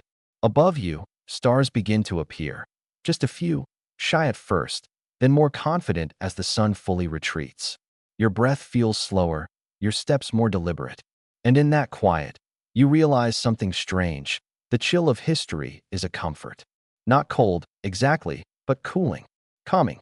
A reminder that humans have always found ways to resist discomfort, to share delight, to make things better, even sweet. Even here, even now. You follow a winding footpath away from the ice-laced creek bed, moving steadily through the last blush of twilight. The stars above now shimmer more clearly, uninhibited by modern light or noise. They spill like crushed salt across a velvet sky. A light breeze picks up, brushing against your cheek, and you pull your robe tighter. It smells faintly of dust and smoke, evidence of an old campfire somewhere nearby. The path leads you gently upward toward a rounded hill. At its crest stands something remarkable, the Yakhchal itself. You stop and take it in. It rises like a weathered cone from the earth, taller than the surrounding trees, its outer surface mottled with ancient lime plaster, still clinging in uneven layers. The structure looks at once alien and perfectly at home, part beehive, part mountain, part memory. The doorway is small, almost hidden, flanked by faded geometric carvings and a lintel shaped like an open eye. You duck inside. Immediately, the air shifts. Coolness wraps around your shoulders like a shawl. Not cold, exactly, but undeniably different from the warmth outside. The thick walls, mud brick laced with straw and ash, insulate against the punishing heat of summer. Some of these walls are over 2 meters thick. You run your fingers along the interior surface and find it cool to the touch, smooth from centuries of careful upkeep. Far below your feet, in a wide, shallow basin, ice was once packed in layered bricks, sometimes mixed with snow, sometimes just shaded and ventilated with precision. The conical shape above acted like a chimney, drawing warm air up and out, keeping the lower chamber chilled for months. Even through the hottest stretches, you step further in, your footsteps soft on the worn earth floor. The echoes are gentle, not hollow, like a room still full of sleeping thoughts. Imagine a servant, long ago, creeping in just before dawn to retrieve a bundle of preserved fish. Or a teenage apprentice, slipping a fig down into the cool chamber as a gift to impress someone. Or a clever child, hiding from chores with a date sweet chilled to near-frozen firmness, eating it slowly while the desert sizzled outside. Historians still argue whether these early refrigeration marvels were state-funded or privately built, but there's evidence for both. Noble families who constructed their own elaborate yakhchāls, and villages that pooled resources to erect communal ones. In either case, the result was the same: sustained coolness, preservation, joy in a bowl of sherbet. You find an alcove carved into the wall, a simple niche, half filled with shards of ceramic and a long dry reed basket. You crouch and examine them. Perhaps someone used this spot to store a ladle or a bowl, or perhaps this was just the forgotten refuse of another age. Even ruins have a sense of ritual, of purpose softened by time. That a fluttering sound makes you glance up. A bat, small and purposeful, flits through the conical chamber above and disappears into the night. Its presence feels oddly comforting. Even now, the structure serves life. You return to the doorway and lean against the inner curve, watching the night deepen. Below you, the town glows softly. Oil lamps flicker in courtyards. A pot clinks somewhere. The low rhythm of human life carries upward. Footsteps, a cough, laughter muffled by adobe walls. And there, in one lit window, a figure spoons something from a shallow bowl, slowly, reverently. Perhaps sorbet. Perhaps not. You smile, unsure whether it's because of the moment or the weight of what has led to it. This job, this task of preserving cold and sweetness in the harshest of climates, was not just about cleverness. It was about joy. It was about possibility. About a dessert that made someone pause and think, how in the world did this get so cold? You sit just inside the entrance to the yakhchal, legs stretched, arms resting on your knees. The stars above now blaze with confidence. You can trace constellations in the silence. One looks like a pitcher, another resembles a sugar spoon. You're not sure if they actually exist or if your mind is just hungry again, no matter. The night is wide enough for both. You close your eyes. Let your breathing match the desert's slow rhythm. You think of the cannots, of the wind towers, of the syrup-stained scrolls and cold fig bowls and saffron-scented snow, of engineers and traders and prankster children, of melting things held firm for a little while longer. It's a story, really. A very old one. And it's still cooling you now. You sit quietly near the edge of the crumbling yakhchal, fingers tracing a spiral etched into the plaster wall, perhaps decorative, perhaps just a doodle left by a bored apprentice several hundred years ago. The surface is rough now, flaking slightly with age, but still cool beneath your touch. Nearby, a cracked clay bowl rests half buried in the sand. You gently lift it. Its base bears a faded symbol, two crossing lines beneath a crescent. A maker's mark, maybe, or a signature. You imagine a potter, hunched over a wheel, spinning this vessel while the summer heat cooked the courtyard. Did he know his work would rest here so long? Above, a soft breeze sighs through the top of the cone. It brushes past your ears like a whisper, steady, cool, oddly comforting. You lie back slowly, resting against a slight slope of packed earth. Overhead, a few lazy clouds drift by, just enough to blur the stars and make them twinkle more softly. Historians still debate whether these structures ever stored anything but ice. Some claim they also preserved fruit, cheese, even scrolls.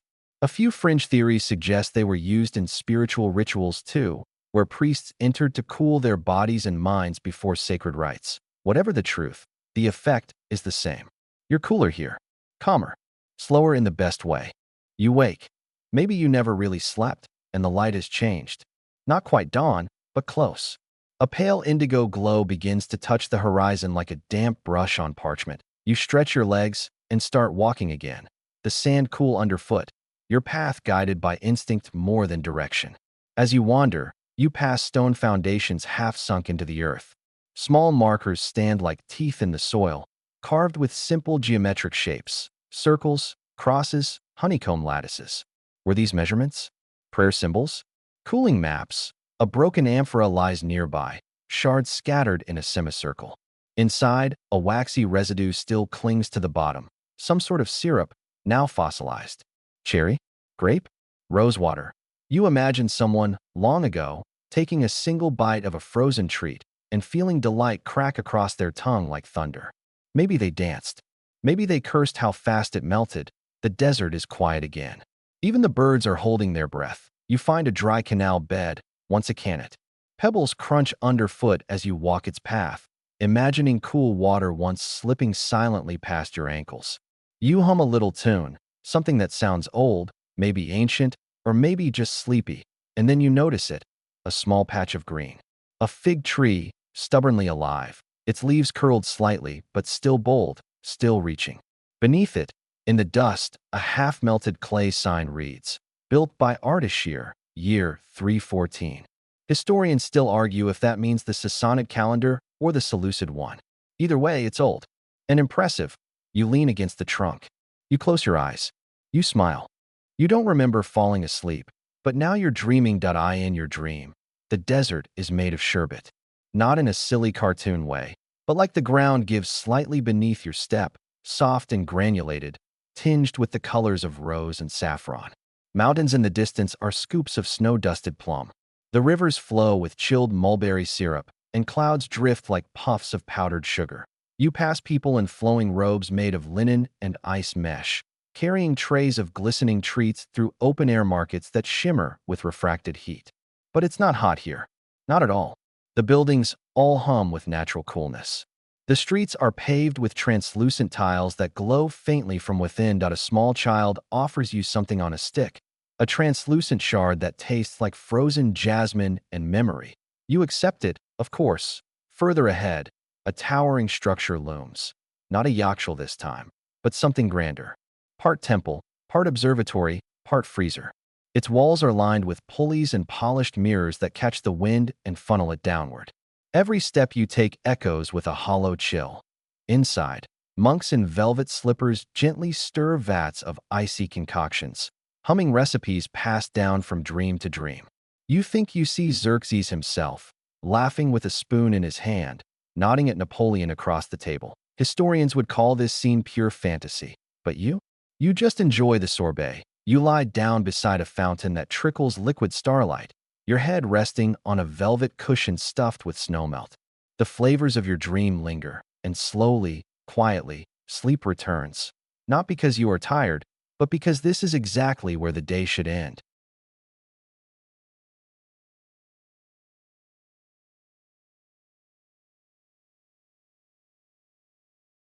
You awaken, not with a start, but as if gently nudged by the earth itself. There's warmth now, the kind that drapes rather than burns, like being tucked beneath a sun-warmed blanket. You're lying in the crook of a dry dune, the fig tree from before still in view, its silhouette outlined in the soft haze of early morning. Somewhere in the distance, something hums, a low, harmonious vibration that seems to ripple through the sand. You follow the sound, half walking, half floating. The path winds through a series of arches carved into pale yellow stone, each arch older than the last, each cooler to the touch. You trail your fingers across their curves as you pass. Tiny goosebumps bloom up your arm. A good chill. Beneath your feet, the ground begins to glitter. Crystals, maybe? Or simply salt from long evaporated water. Either way, they crunch faintly as you move, releasing faint pops of memory and myth. You come to a plaza, ringed with colonnades. In the center, an enormous bowl sits on a pedestal, no fire beneath it, but steam rises from its surface in reverse, falling rather than rising. You approach, peer inside. The bowl holds nothing, or rather, the memory of something frozen, the faintest outline of past desserts. You swear you can smell saffron, cinnamon, maybe even musked on the pedestal. A single inscription, carved in looping, almost musical script, that which was cool remains. Historians still argue whether such ceremonial bowls ever existed, or if they're simply poetic inventions repeated in bedtime stories told by desert elders. You linger in the cool silence. Then, with one last inhale, you move on, deeper into stillness, where even your thoughts begin to stretch and slow.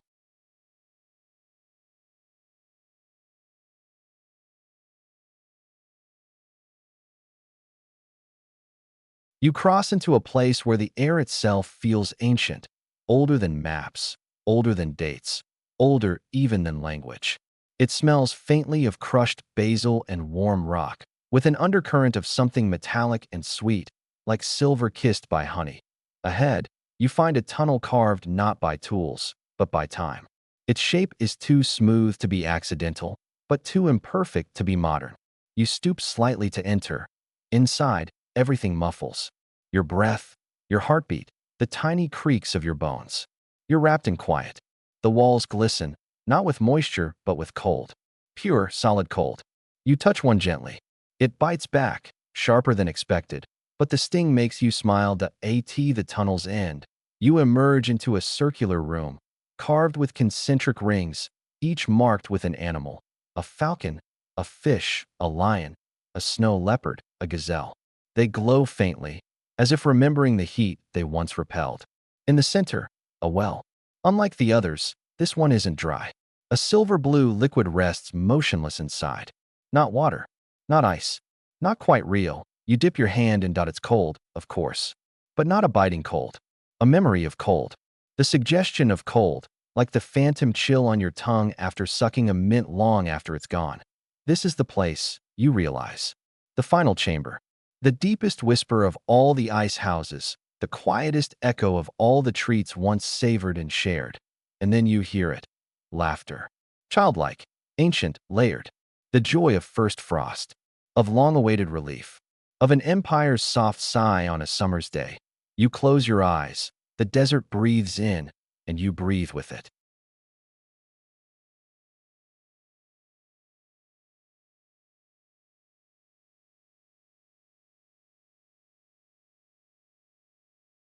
And now, with the soft hush of wind rustling through date palms, your journey through ancient Persia's chilled ingenuity begins to fade like footprints in cooling sand. The Yakhchal rests behind you, still, quiet, eternal. That impossible cone of clay and lime standing firm against time and temperature alike. Your footsteps slow to a gentle whisper as you return across the moonlit path, through the sleepy orchard, past the cannons murmuring deep beneath the surface. The air brushes against your skin with a calm, even touch, as if the very desert has exhaled, satisfied. You begin to feel heavier, not weighed down, but grounded. As if each detail, each chilled bowl of rose-syruped faluda, each whisper of cold stored beneath the sun, has gently anchored you in this quiet moment.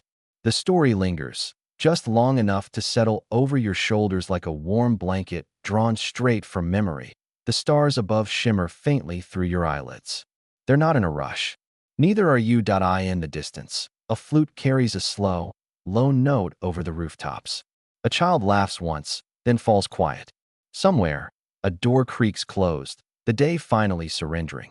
And as you lie there now, still, relaxed, safe, you carry the cool with you. Not ice cold, not frozen, but just enough. Just enough to soften the day's sharp edges. Just enough to bring peace where there was once hurried. Oh, let your breath slow. Let the desert hold you a little longer. And if your dreams drift you back through tunnels of water and wind and silk-covered sorbet, well, you've earned it. Good night, traveler.